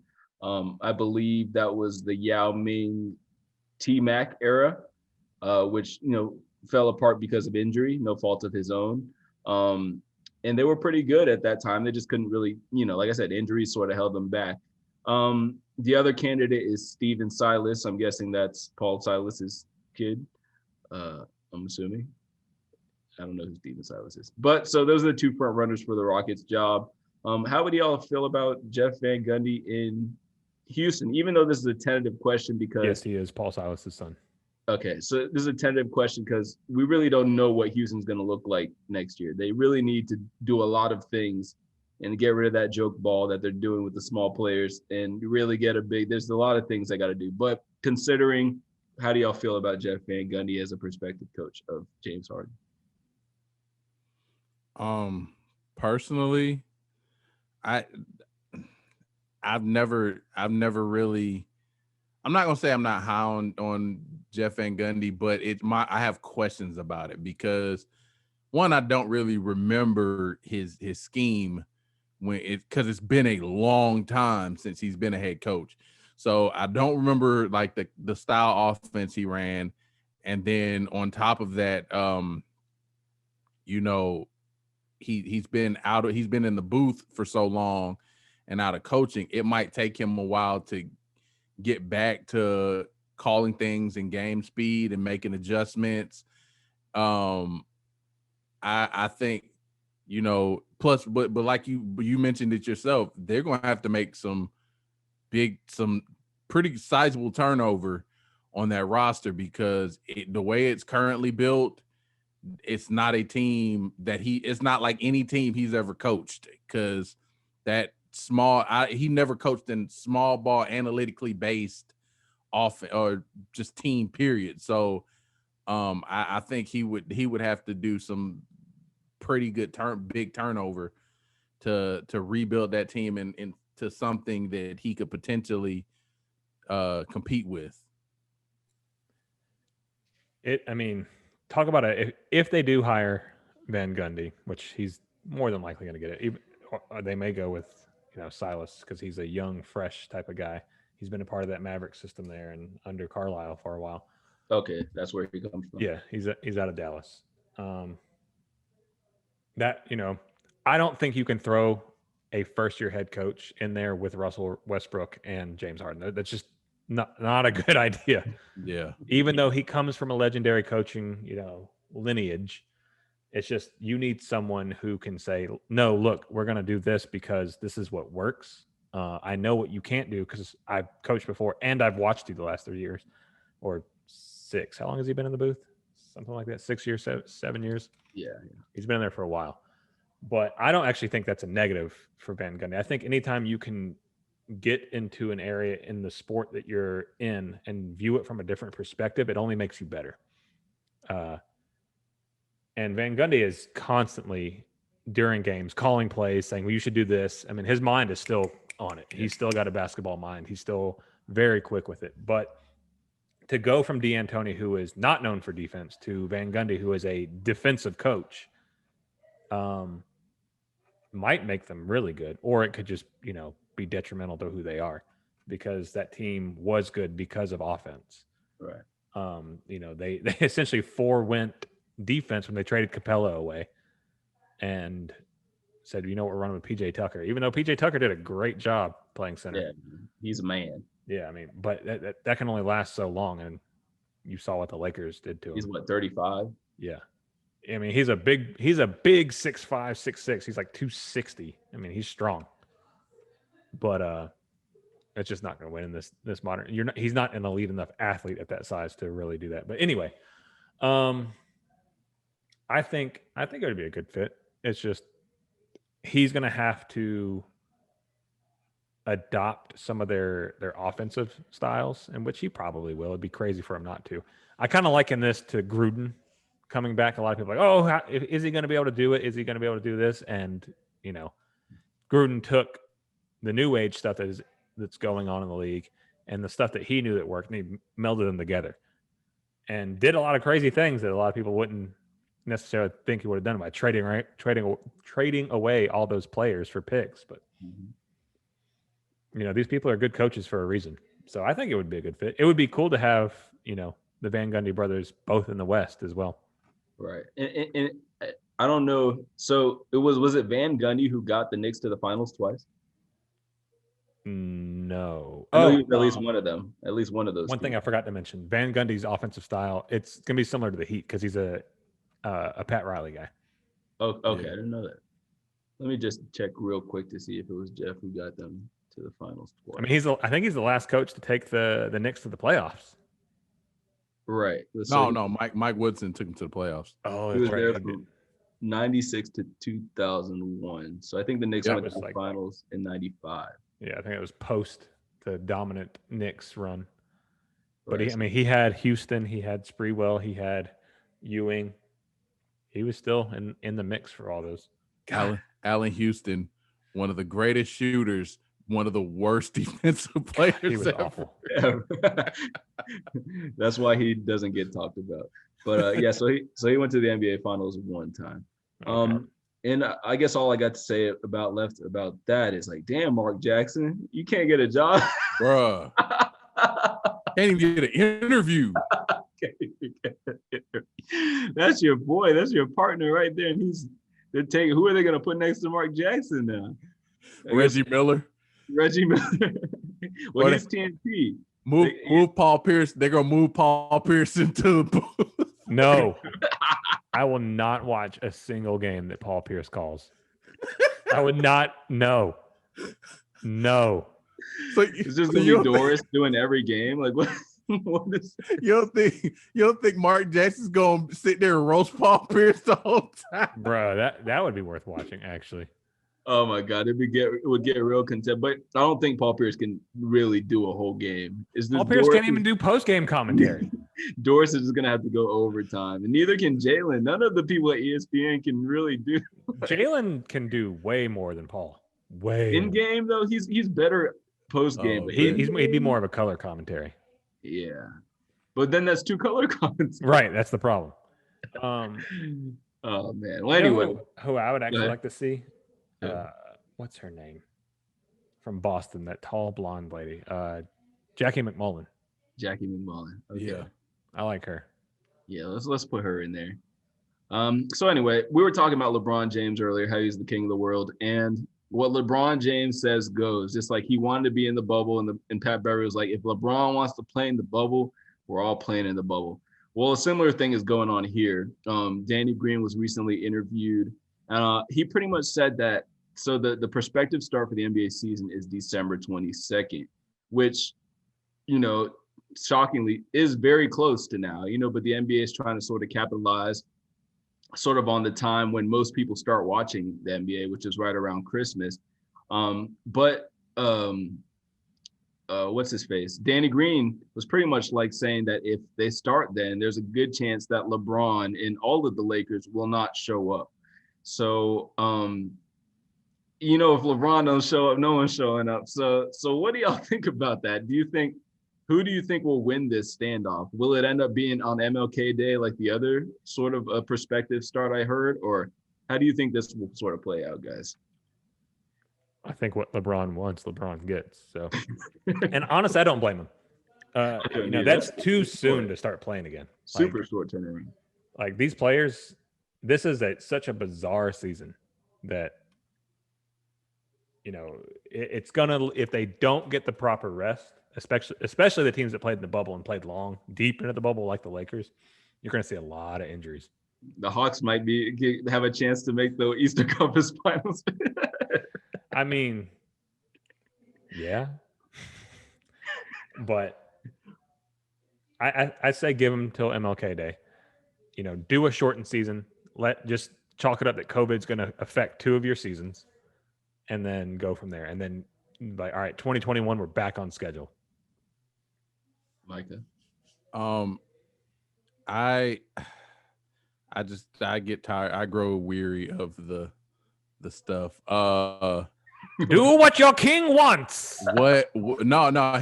Here's the underlying thing. I think Stephen A reported today that the NBA can lose up to $600 million if they push the season back to January.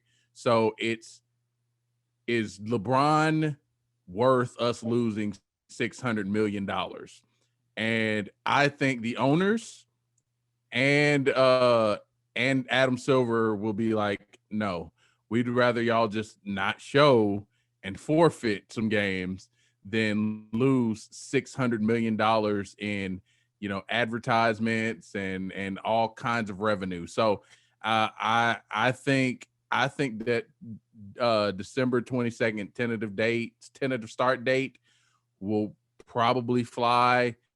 And I think the Lakers are probably just, they're saying it, but I think they'll show. But what like Frank Vogel will wind up starting the season playing some of the bench guys and guys who don't get a lot of time, and they'll risk losing a little bit early to keep the starters and those who did play a lot in the bubble from potentially getting worn down and getting hurt. I don't care about their like 20 minutes again because they have to thank LeBron for the TV revenue that they actually got from coming back and playing, but they were just going to lose.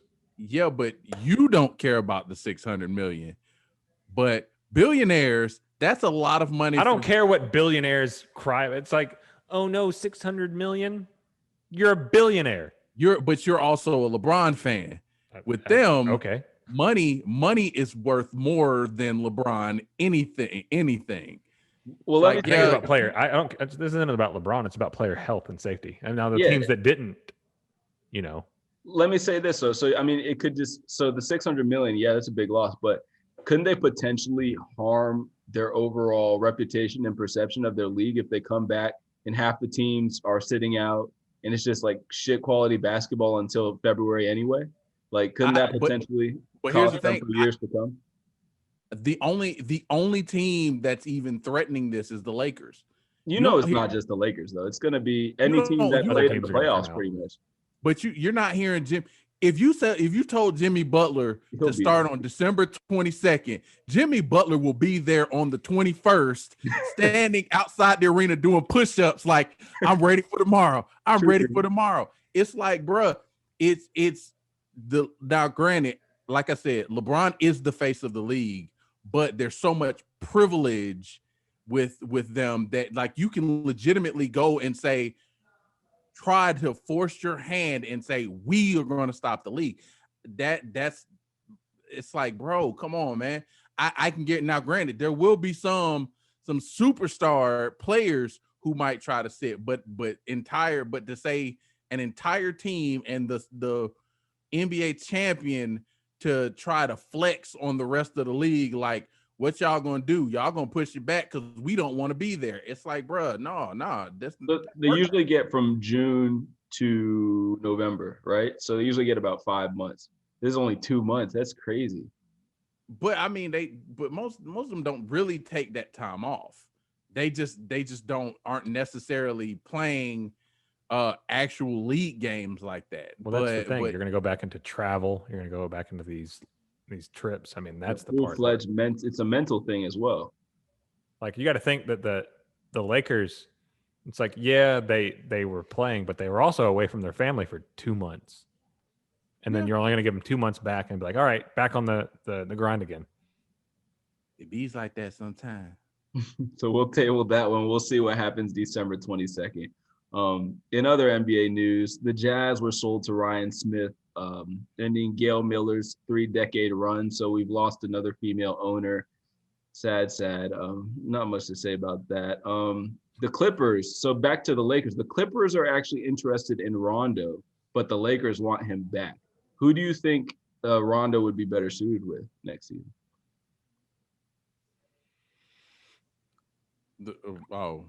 Clippers as they currently stand. Yeah, I mean, obviously they're good. Everything's gonna change around, obviously, but I mean, I say stick with the familiarity. They need him on the Lakers. Rondo's not a starter anymore. He's too old to run, 35 minutes a game. true. He's better suited for that bench role. Yeah, but, I mean, he could still do that in there because they got Pat Beverly, but two of the same type of guards, non-scoring defensive point guards. That's what we're gonna. Rondo can stroke it now. yeah, as long as there's Rondo no did work on his 3-point shot. He got beefy too. He put on like 10 pounds of muscle. Yeah, I mean, I don't. Inconsequential. No one gives. Yeah, it's he's not the Rondo of old anymore. Yeah, he's a good player, but he's not gonna be the difference between which team wins the championship. I mean, like it's not like you're talking about should LeBron stay with the Lakers or go to the Clippers. It's Rajon Rondo. Or should Chris Paul come to the Lakers? Finally, after they denied that trade so many years. Right. That'd be some. And be like, yeah, we're good now. Go for it, man. Go ahead. Yeah. Bro, he might cost them a championship. I know, right? Throws it out of bounds. Damn it. I was made for this moment. Oh, my hamstring. Oh, man. Yeah, this is the kind of moment where I shine the most. Dribble into traffic, get it stripped. God, he ended that game so badly.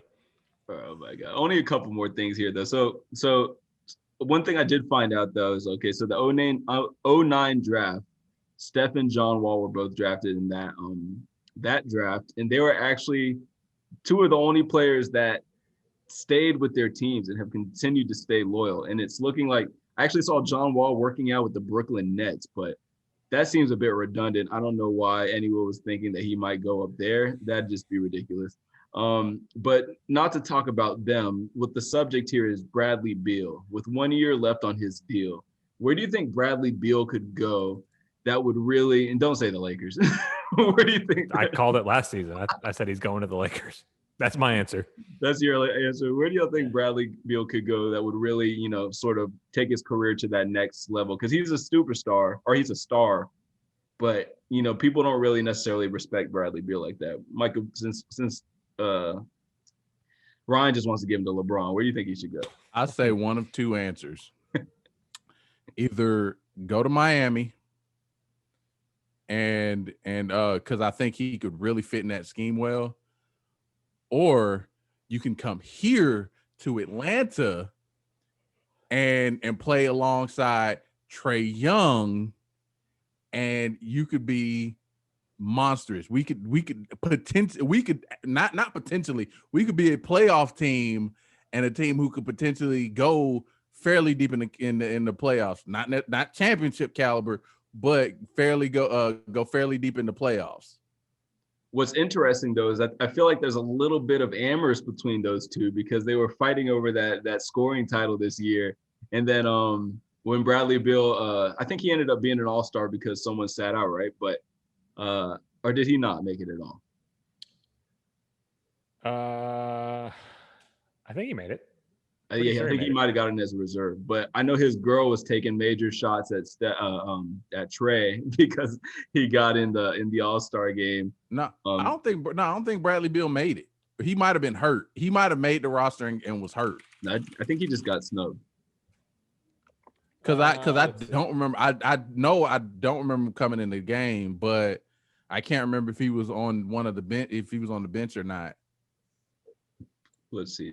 Does it have All-Star next to his name on Wiki? No, 0-time All-Star. Yep. Yeah, Wow. so he got snubbed. And his girl was sort of taking shots, like subliminal shots at Trae. So if that does end up, Trae of all people, right? It's like Trae. How did Trae not deserve that? But anyway, take shots at Chris Middleton. Oh yeah. I be forgetting about some of these players, especially when they lose in the second round. But yeah, so that's enough about Bradley Beal. But speaking of the Hawks, what is the future of the Hawks? The NBA draft is slated for November 18th. Hawks options. So If we trade, okay. I mean, so what do y'all think? I know I was just reading what you wrote. I was just reading what you wrote there. What do you really think? I mean, it's tough. I really have to sit down and look at this, but this draft just being sort of like top heavy, I don't really. And then the youth on our team, I really am not really sort of like super high on like maybe picking somebody, maybe like a backup point guard, or maybe some big depth. But what do y'all feel about like maybe what we should do heading into this draft? What trade that we maybe could make, or just in general, what do you think the Hawks might be able to do? All right, I'll take it. I'm at the point we've had we got so much young talent. We need some vets, at least one vet. So I'm like, to be honest, I said Bradley Beal needs to come here. I truly believe that. Like, I would be willing to give up one, maybe even two first, or one our first this year, and maybe like Herder or something to try to get him here, even if it's on a 1-year deal, because I feel like if he plays with Trey and I think they'll play well together. I think they complement each other fairly well. So and we make it to the playoffs and actually make a nice run in the playoffs, whether it's second round or hopefully conference finals. I would love it, but I, don't want to jump that far ahead. I think he would resign. He would sign long term with Quick question though. Do you not feel that a Trey Young, Bradley Beal backcourt would be sort of a defensive liability in the NBA? It would, but I think we could also potentially put up like 160 points a game. We'd be like breaking records. Do you want D'Antoni as our coach? Right. Occasionally throw some lobs to John Collins and have Cam Reddish on the other wing. Like, well, that's really the only kind of real upside though I see with it though is, yeah, it would be very, very much a defensive liability, but you still have Reddish, who's a very good defender. You got DeAndre, who's a good defender. Collins, he's okay. When he gives effort, he can be a good defender. Clint Capella is a very good defender. So we have enough defenders where we could still compete, but I think like the boost we'll get in scoring could be tremendous. And to me it's really only him or Paul George, but at this point, I might give up a third rounder for Paul George, and there's no third round in the NBA.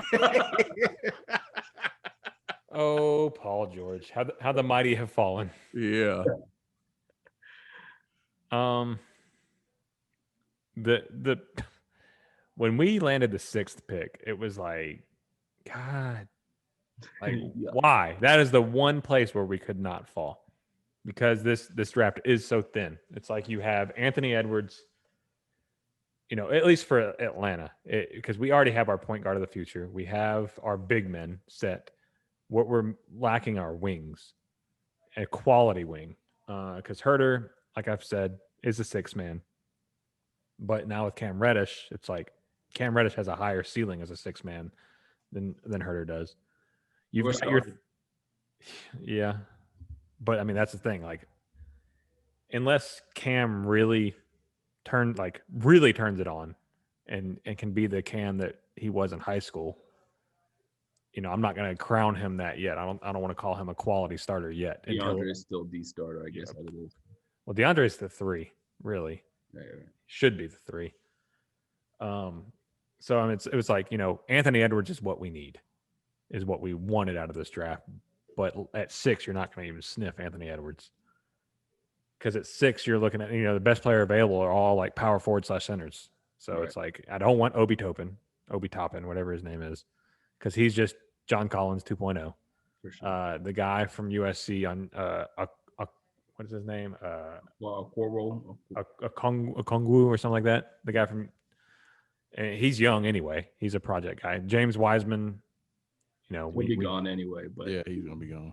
Yeah. Well, no, James has been falling in stock here recently. Charlotte will take him. I guarantee you, Charlotte takes him. If he falls to Charlotte, they take him. It's crazy how like James Wiseman was like the consensus number 1 pick, and then he didn't play, and here comes Anthony Edwards. Right. But I don't want LaMelo. I just nope. He'll be gone too, though. Yeah. I'm just saying, even if we do trade up, like just if everyone was a possibility, it's like these guys don't fit. The only other guy, if we stay at 6, is like Devin Vassell, and I'm sure there's a bit of homerism there because he was excellent at Florida State. He's a really athletic wing. He plays good defense. He shoots the ball well. He has the potential to be he could be like, he could be another Cam Reddish, or he could be, if he does everything and develops the way he could be a Paul George type of guy. Is that or a reach at 6, though?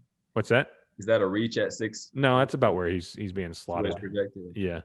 He's a top 10 pick all day long. He was the best player on our team, and we were a damn good team. Yeah. So, I mean, it's either, in my opinion, trade up for Anthony Edwards, or like Micah said, go for a vet. We need, and a veteran does us better now, but it's like how much future are we willing to mortgage to be good right now? Bradley Beal makes more sense than Paul George, considering he's younger, but Paul George is a better fit because he plays defense as well. So it's a tough spot. It's like, do we just say, okay, we're not going to be a playoff team? If we are, we're going to be like an 8th seed next year, maybe a 7th seed if we go young and one of these guys turns out well. But it's just a real tough. So like the NBA is the one sport where you can mortgage your future and still be okay down the road, just because free agency and you get just one guy and it changes your team. Clippers did. Yeah, don't do that. Don't mortgage that much future. So, I mean, trade up to 1 or get a vet. I also wouldn't be mad if we got Vassell, just because I think he's going to be really good. What about the Israeli kid? You like him at all? Avija, whatever his name is, Avita. I know nothing about him. I haven't looked into him yet. He's nice. He got a nice skill set. Well, we'll save that for our draft episode. Yeah. So that pretty much culminates the layup, aka the finger roll, aka jelly time, aka points in the paint, and I'm gonna toss it over to someone else for this baseball segment. Don't Chris Paul this segment. Don't just throw it into nothing and hope someone else picks it up for you. I choked it away. Get rid of the ball. Panic. It's crunch time. Someone carry me. Literally, you just Chris Paul'd that segment. I'm going to give it to anybody but me. Oh, man. Jesus, Marco. Turnover. So this is you, Micah. So, yeah. So it's gonna do some big baseball talk right here. Go old timey on them. Let's first things first. Our hearts are broken. We're broken a little over a week ago, where our Braves blew a 3-1 lead against the Dodgers, and we shot ourselves in the foot time after time after time, and especially in Game 7, where we had a chance to go up big, runners in second and third with no outs, and our former Commodore, fellow former Commodore, Dansby Swanson, huh? We're fellow. No, I say fellow because I have a good friend of mine is a Commodore. He's Vanderbilt. So the Commodore Dansby Swanson makes one of the dumbest base running errors I've ever seen. You Chris Paul that shit. Bro. I think Riley's was more egregious, honestly. Well, no. But like, what one of the rules number 1 of base running, never make the first or the third out at home. And a ground ball directly to the third baseman. A shot. Like not even he didn't have to take a step to the side. He didn't have to backhand. It was just straight in his gut. Takes off home, gets thrown out. Now, to top that off, yeah, at least he got into a rundown to try to get Austin Riley to third, but Austin Riley took so long realizing what was going on. He buffered on the way from second to third. that when he got tagged out, Riley was only halfway to third, and they just throw it to third, and they wait on Austin Riley to get there. So we go from runners at second and third with no outs to 2 outs and a runner at first on a routine ground ball to the third baseman. So it's just, and ultimately the wheels fell off.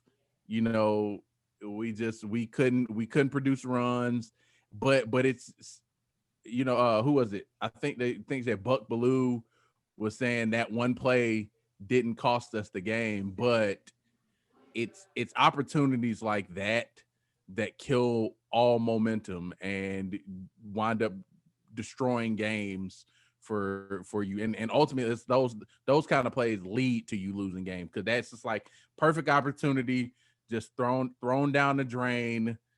You know, throw some gasoline on it, light it on fire, like, opportunity gone. So, and for us to be such a good base running team the whole season, to do that, it's like, what happened? It was choky. Yeah. It was just a big moment. It was very Atlanta-esque. Yeah, Dansby was like, I'm gonna be a hero. You know what I mean? It's the hero ball syndrome, where it's like, I need to make a play here. But bro, that's not the play that's not the time to make that play. It's like I said, you're not even Albies fast. So why are you trying to score from third on a routine ground ball to the third base? At least if the ball was in the gap and the third baseman had to go a little bit of ways and his momentum was taking him away from home, then and you broke, fine. But it was hit right to him.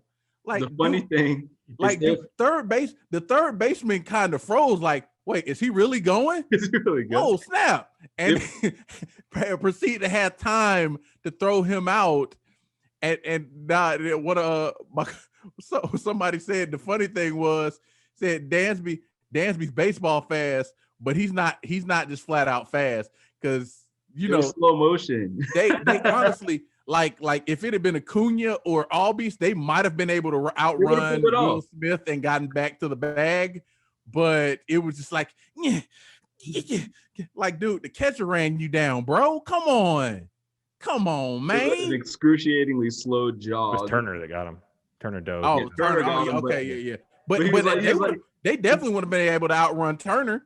Yeah, and I don't even do this. I don't even think the pitcher was there to back up. So it was just like, if you can outrun Turner to home, it's probably a run. But it shouldn't have been that in the first place. You shouldn't have run. You should have just stayed your ass at third base, and we'd have took it out at first. I don't remember the ruling, but I think it was something like a 5-2, 5-6 double play is what it was.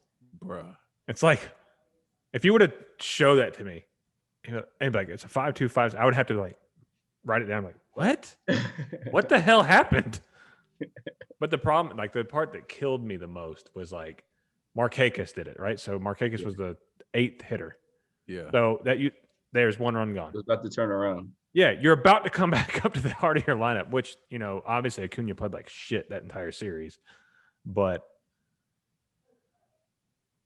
you know, that right there was the reason we lost the series. I don't care what anybody says. Acuna was hurt. Yeah, he was. His wrist still wasn't back to normal.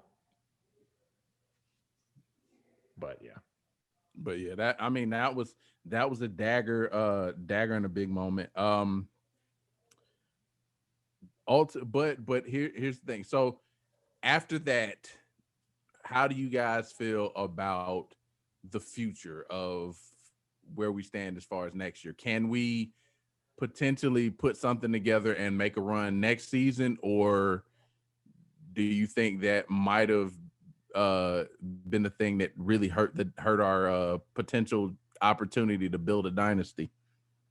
I'll go first. I think that so going into this season, I don't think that, like maybe some people are trying to play this like it was like, oh, Atlanta unexpectedly got to to the NLCS, and this was a good showing for a team that no one expected. I didn't look at it like that. I looked at it like we had so much talent that we were expected to be that good, and we played as such. The whole season, our record was that, and where we were, that 3-1 lead we had against the Dodgers is exactly where I think we should have been. And I say that to say this. I don't think that Liberty Media considers the fact that it's just a spend here and a spend there for a team that's already in contention for a title that makes the difference. They're so, the risks that they've taken so far just have not added up, because they're not big risks. But they just need to open up the bank account, and really to get these heavy hitting players like Trevor Bauer or whatever, and really just make the difference, because we're there. We're expected to be in a World Series. You know what I mean? This team is good enough to win a World Series. The Nationals won a World Series in a year where we dominated them. So I think our future is bright. I think it's probably one of the brightest in all of the major league. There needs to be a few tweaks. Obviously, I think we need to bring back Ozuna, especially if the DH is regularized for the NL, which I don't see it not being. I think they said they're skipping 1 year. Oh, so next season it's not? Yeah. Okay. Yeah, I mean, sign them, take that 1 year hit of defense and then bring them back and, have an even deeper bench. That's dumb. Why would you skip a year? It's already it's baseball, man. Right. But bring Ozuna back. I don't. If Liberty Media opens up the wallet, I bring in a Bauer too. But if you're going to give me the choice, I think our pitching staff now, as what we've seen from it, Soroka comes back. You've got Fried, who's an ace. So that's two aces right there. Ian Anderson looks like an ace. And, have a couple of the young guys battle out for 4. I would love, and I think that one of the most important things to do, if you were to give me the choice of bringing back the bullpen or bringing in Trevor Bauer, I'm bringing back the bullpen all day. But I think we're due to lose at least one of those guys, like Shane Green, just because we essentially had 3 legitimate closers in our bullpen that could come in and pitch an inning or two. I don't see us being able to keep them unless they just like this team so much. But long answer short, I think that the future is very bright. But I would like to see a change that a lot of people probably won't think of. But I would like to get a different hitting coach. I think we really need to change our approach at the plate. I think Seitzer is, he was an okay player in his time in the league. But I think we really need to bring in a guy, ideal would be someone like Tony Gwynn. He was not a great head coach when he coached in college, but, having him as a hitting coach or like Chipper, someone along the lines that knows how to work a count and knows how to force a pitcher into giving you a pitch. That's what we need. I get the whole MLB has moved to this whole home run or strikeout type of mentality, but you can still force counts and you can still force a pitcher to give you what you want, as evidenced by the Dodgers. The Dodgers hit just as many home runs as us. The Dodgers drove in just as many home runs as us. But what they did, and they did to us, and they did to every team in the postseason, is they forced pitchers into deep counts every time. It was those 2 home runs, Bellinger's home run and Kike Hernandez's home run. Both came on the 8th pitch of an at-bat. Yeah, they're just so good at not swinging. Well, or just taking safe swings at things, fouling things off, getting into a rhythm, because that's so important. Once you learn what a pitcher does and how they like to, especially seeing him a second time in a series, you're going to know, and you see that many pitches from a pitcher, you're going to rock one eventually. Right. So we need to, there's no reason that Acuna and especially Ozuna. Oh my God, Ozuna went in there just swinging at everything. Everything. Everything. It was that hero thing. Everybody was trying to be the hero. Right. And really the only guys that I saw taking those at bats deep into the counts was like Dansby. Pache actually did it a lot too. Yeah. He was patient. Markakis as a veteran didn't do it, and he's usually very good at that. He needs to be gone. Freeman did an okay job. In games 6 and 7, Freeman looked like he was a little scared, honestly. He looked like, oh God, this moment's getting really big. And hot and cold on it was Albies. Albies sometimes would, especially if I'm a hitting coach, I'm telling Albies, look, man, bat right-handed all the time. Left-handed, you're just mediocre. Right-handed, you're an all-star. Yeah. I get that you want to, be a mismatch and do it sometimes, but he's like a 350 hitter from the right and like a 210 hitter from the left. Is it really worth it at that point? They were criticizing him for that during them. So, yeah, because you're gonna face a whole lot more righties than lefties. Exactly. But I mean I actually agree with a lot of what you just said. I'm like I said, I'm bringing back Ozuna. I like pitching staff. Pitching wise, I think we need to try to bring back the bullpen, minus Luke Jackson. And what was his name? Tomlin possibly we can potentially let him go too, just because he's not that great. He doesn't have great stuff. As far as like starters, I think I would like a not necessarily cheap, but a reasonably priced veteran for later in our pitching in our rotation. So what we tried to do with Cole Hamels this year, except get somebody who actually plays and doesn't pay him, and we don't have to pay him $18 million for 3 innings of work.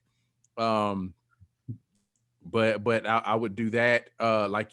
I definitely agree with the hitting coach. Is Wade Boggs available? Boy, a great one. Because to be perfectly honest, like it frustrated me to no end. We lack any kind of situational hitting. Yeah, outside of potentially dropping bombs with runners in scoring position. Because I don't know how many times in that series we get runners in scoring position and 2 straight batters couldn't even put the bat on the ball. Yeah. And it's like, and then the third batter would come up and fly out to end the inning. And it's like, bro, all y'all have to do is take a little bit off your swing, slap. I don't care if you hit a 20 hopper to the second baseman, it gets the runner over or potentially gets the runner in. It's just put the bat on the ball, put the ball in play, force the defense to make plays. And it reminds me of the movie Moneyball.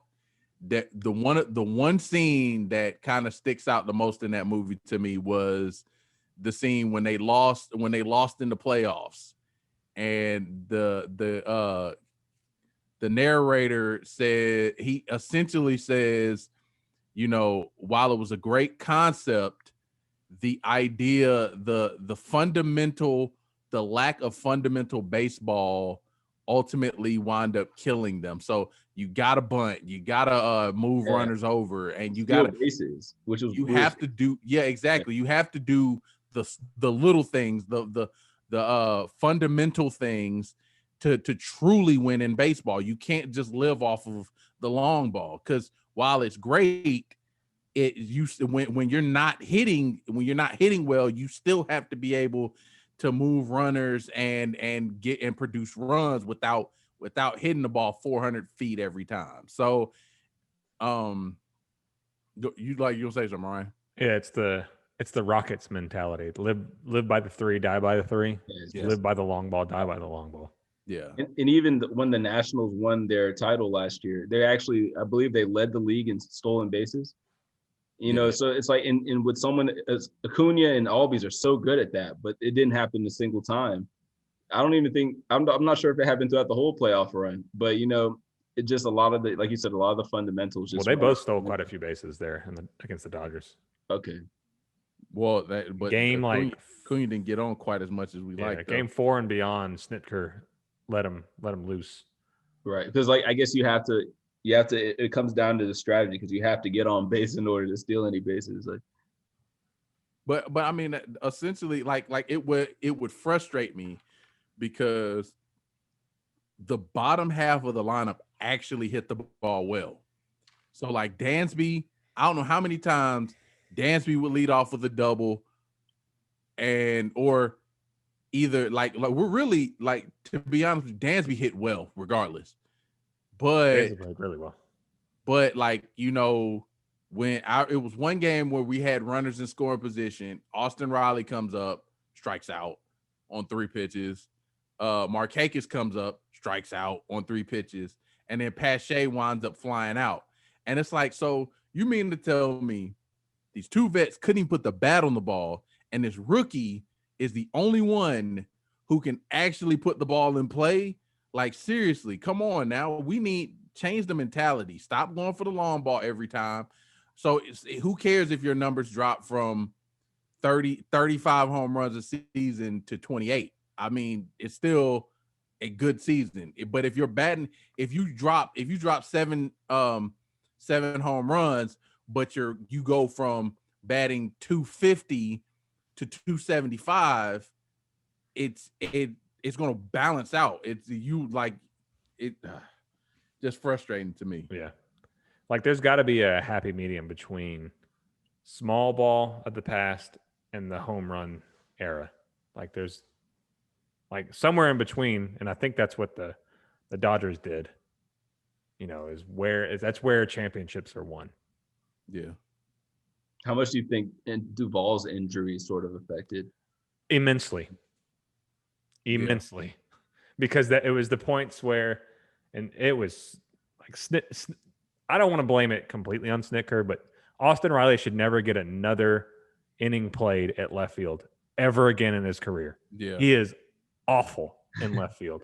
It's like, I get that Camargo gives you a little bit better bat and a little bit better speed there at third base, but Austin Riley was an excellent third baseman that entire series. And like, there's options, like put Nick Markakis there, put Ender there. Like left field was a gaping hole on defense when Austin Riley was out there. Frustrating. Well, not even just that. That between that and then, I would have brought Ender back in defensively. Yeah, you take a hit offensively, but it's like, bro, this is not it. Austin Riley is a third baseman. It reminds me of when we put Gaddis in left field because we had Gaddis and McCann, and we wanted to keep Gaddis's bat in the lineup, so we were willing to just kind of eat the defensive hit. But you don't do that. You don't do that in the NLCS. I mean, yeah. I think if we would have had Duvall, we would have won, because it would have given us the option to bench Riley, to say, all right, Riley, you're not playing this game, because Duvall's a good defensive left fielder. And then you put Camargo in, defense stays about the same at third base. You get that speed there. And I mean, as hot as Duvall was this entire season, man, God, Duvall was so clutch this entire year.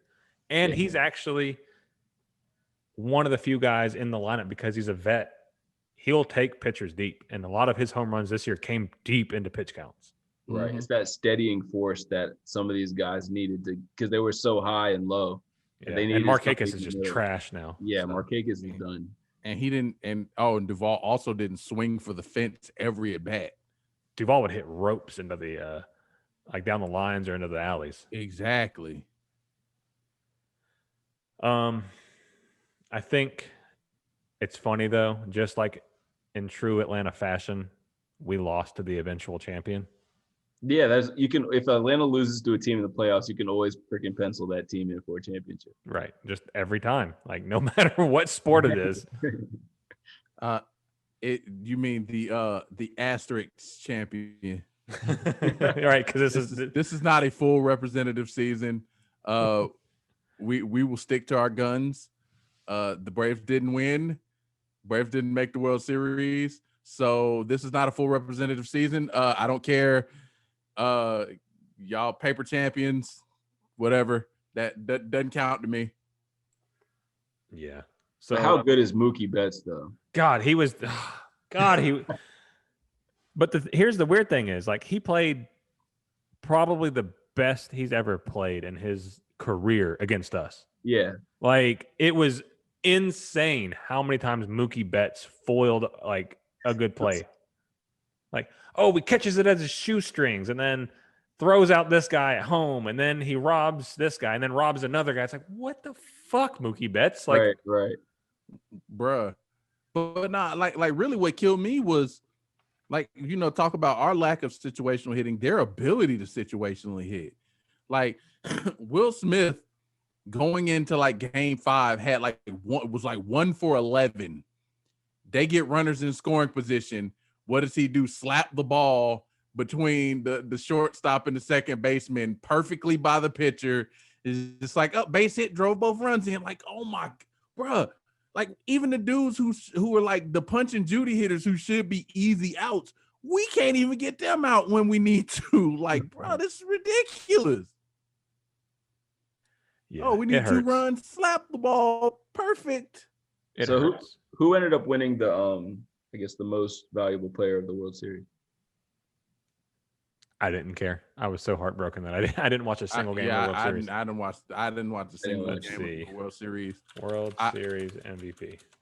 I'm actually upset that I didn't. Oh, that's not shocking. Corey Seager. Okay. Oh, that dude was on fucking fire. I wish I had watched when Arozarena was came up to bat, because Arozarena might have hit like 15 home runs in the World Series.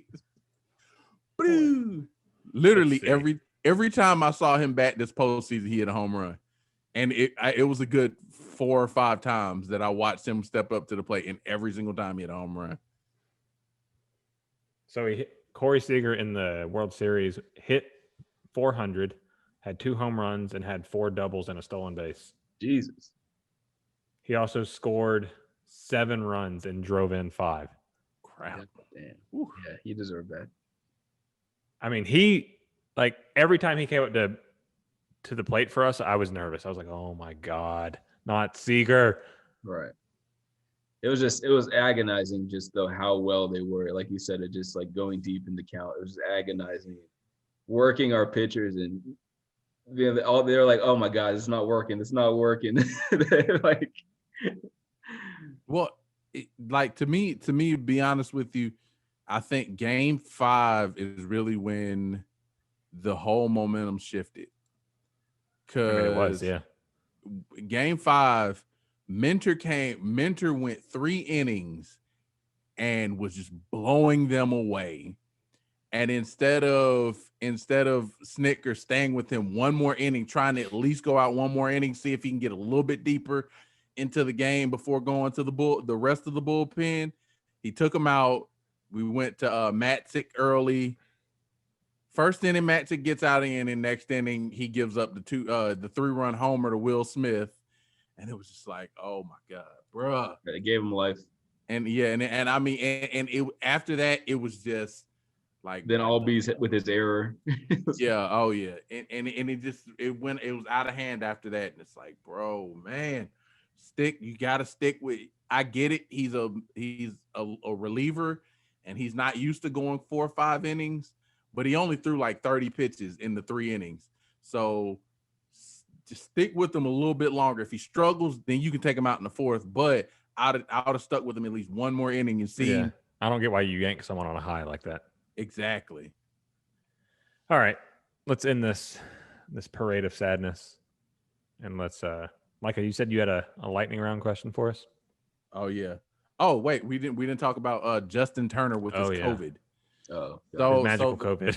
The big scandal was in the final game of the World Series, in the 7th inning, the the baseball commissioner comes down to tell Justin Turner that he tested positive for COVID and that he left it up to the Dodgers organization to whether they wanted to take him out and isolate him or what.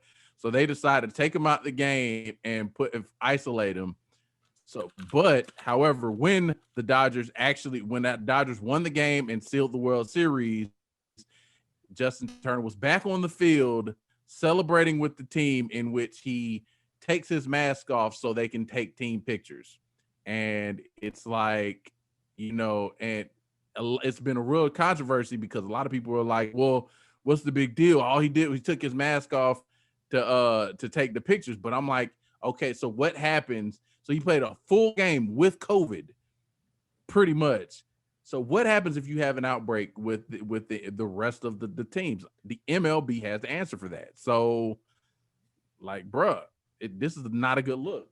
Well, I mean, the fact that he got told in the 7th inning, he'd already exposed everyone around him already. Exactly. So at that point, him taking his mask off, it's like, oh, well, we have it anyway if we have it. So yeah, I don't think that's that big of a deal. I think people are overreacting to that because it's like, what if, the three of us hung out in the basement from like 9 a.m. until like 4 p.m. And then Nicole comes down and is like, hey, Ryan, you have COVID. It's like, well, you guys have it at this point. So if you want to stay, you can stay or you can leave. You're going to get more COVID. Right. Oh, no. It's COVID times 2. COVID 38. So, I mean, I get kind of the outrage, but at that point, the exposure levels is what it is. I'm first of all, I do have some problems with that. Why is the commissioner the one that's relaying the results? Second off, why did it take till the 7th inning before you got the results? When was this test? That's what I want to know. Ridiculous. Like, bro, like. All right, let's wait. 7th inning stretch. Hey, yeah, man, you got COVID, so probably need to sit out the rest of the game. Hey, Turner, the commissioner walks down, but Turner's like, oh shit, am I about to win MVP? Hey, bro, you got COVID. You need to go. All right.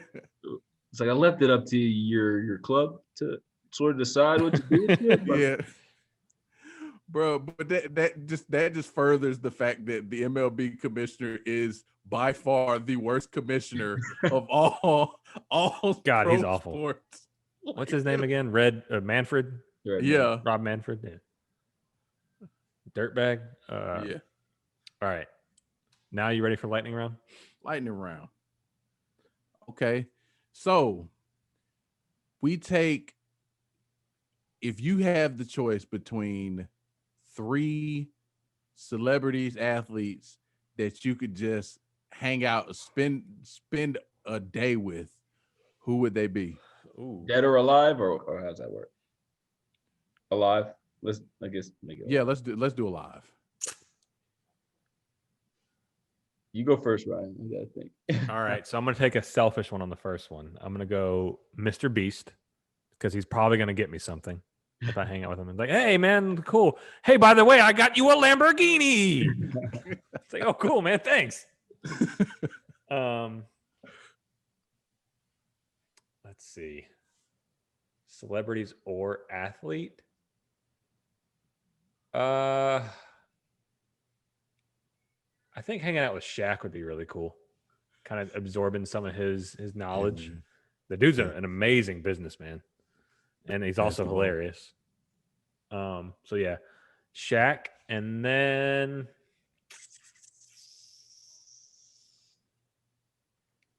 I'm probably gonna forget someone. And Nicole's gonna be like, "Why didn't you say this person?"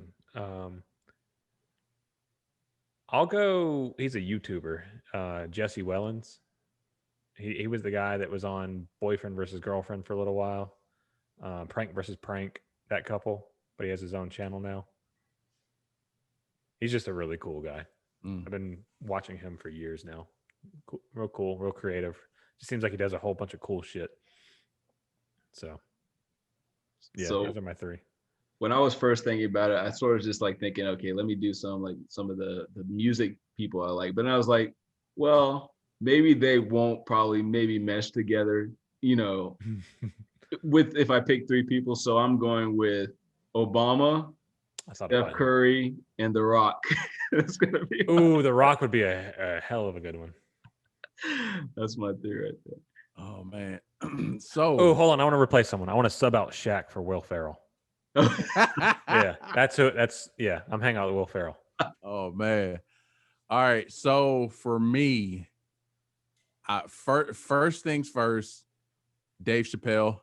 Oh, yeah, I think Micah wins. All right, lightning round over. I think he would be hilarious and very, because he's insanely smart. I'd love to just pick his brain. T-Pain, number two. T-Pain is a clown. By the way, I've hung out with T-Pain. He's just going to talk about Fraggle Rock with you. Just a heads up. My older sister loved Fraggle Rock, but when she bought the box set, she was like, I don't know how I watched it as a kid. Oh, he talked to me at length about the box set when he bought it. What the hell? Oh man. So T-Pain and what the hell y'all talking about Fraggle Rock? I was just trying to automate his house at the time, and he wanted to talk to me about Fraggle Rock. It's like, I mean, that's cool, man, but what type of lighting do you want here? What was so cool about Fraggle Rock? I mean, it was a popular kids show. I mean, yeah, it was just probably nostalgia would be my guess. Yeah. Or he was really high and I didn't know it. And my last one should be really should be no surprise. Uncle Shay, Shannon Sharp, Skill. Come on, Skill. Hey, I think that it'd be a lot of trash talking, a lot of jokes, a lot of making fun of Shannon and Skip. So I think, and Shannon might slide me some shoes because he got like 600 pair of them. His shoe closet is ridiculous. Yeah, Micah, I like your answers, Micah. Those were all solid answers. Pretty good. Wait. So what was it? What were yours again, Ryan? Mine was Jesse, Will Ferrell, and who was my first one? Oh, Mr. Beast. Yeah, Mr. Beast. Okay. I don't really know anything about Mr. Beast. I just know anytime he hangs out with people, every time I've seen his videos, he's like, I'm gonna surprise my friend. I bought him 600 gold bars. What? Where am I supposed to put these? Yeah, it's like, thanks. Do you have a smelter? Cool. But it's funny though. So all your dudes ended up being white. All mine are light skinned, and all Micah's are dark skin. Oh yeah, all mine are white. Well, that's because I had Shaq at first. Yeah, you did have Shaq at first. Why did we all pick our demographic? I still think Chappelle. Like if I could go back, Chappelle would definitely. Yeah, that's the best one. I would definitely like that right there. I actually one of my oldest sister's good friends is like really close to him. Like they grew up together. So get him on the show. Yeah, right. Bruh, I would love to get hundreds of thousands of listens, right. Millions overnight. They're like, this podcast got you. Like, I don't know how we did it either, man. Overnight success, man. But yeah, that one popped in my head earlier today. So, all right. Anybody got any recs or shout outs? I don't. Yeah, I like Excel Chiropractic. I like Dr. Cohen's real nice guy. You will call him Dr. Ben. Dr. Ben. No, Dr. Cohen. Who is that? Dr. Ben. I haven't got my back actually aligned yet, but he was just such a delightful fellow that. Right now, do you see that the way we explained him? Why? Yeah. He's actually really great. They're a great little practice over there in Sandy Springs, Georgia. For those off of Roswell Road. For those of y'all that don't know. Sandy Springs. Mount Vernon. All right. So I got one. Of course, I gotta shout out Loving the Flu. Flu at Loving the Flu. We're trying to get some more food from you sometime soon, because what you made was so delicious. All those who do follow him and don't know about him, he's got an event coming up on November 7th called the Treehouse Brunch and dinner. So Micah's phone flies out of his hand. Oh no, he's killing something. So so it's a brunch and a dinner event. It's a 5-course thing. So, and it's not very expensive. So it's like a bunch of local chefs, right? That's doing it.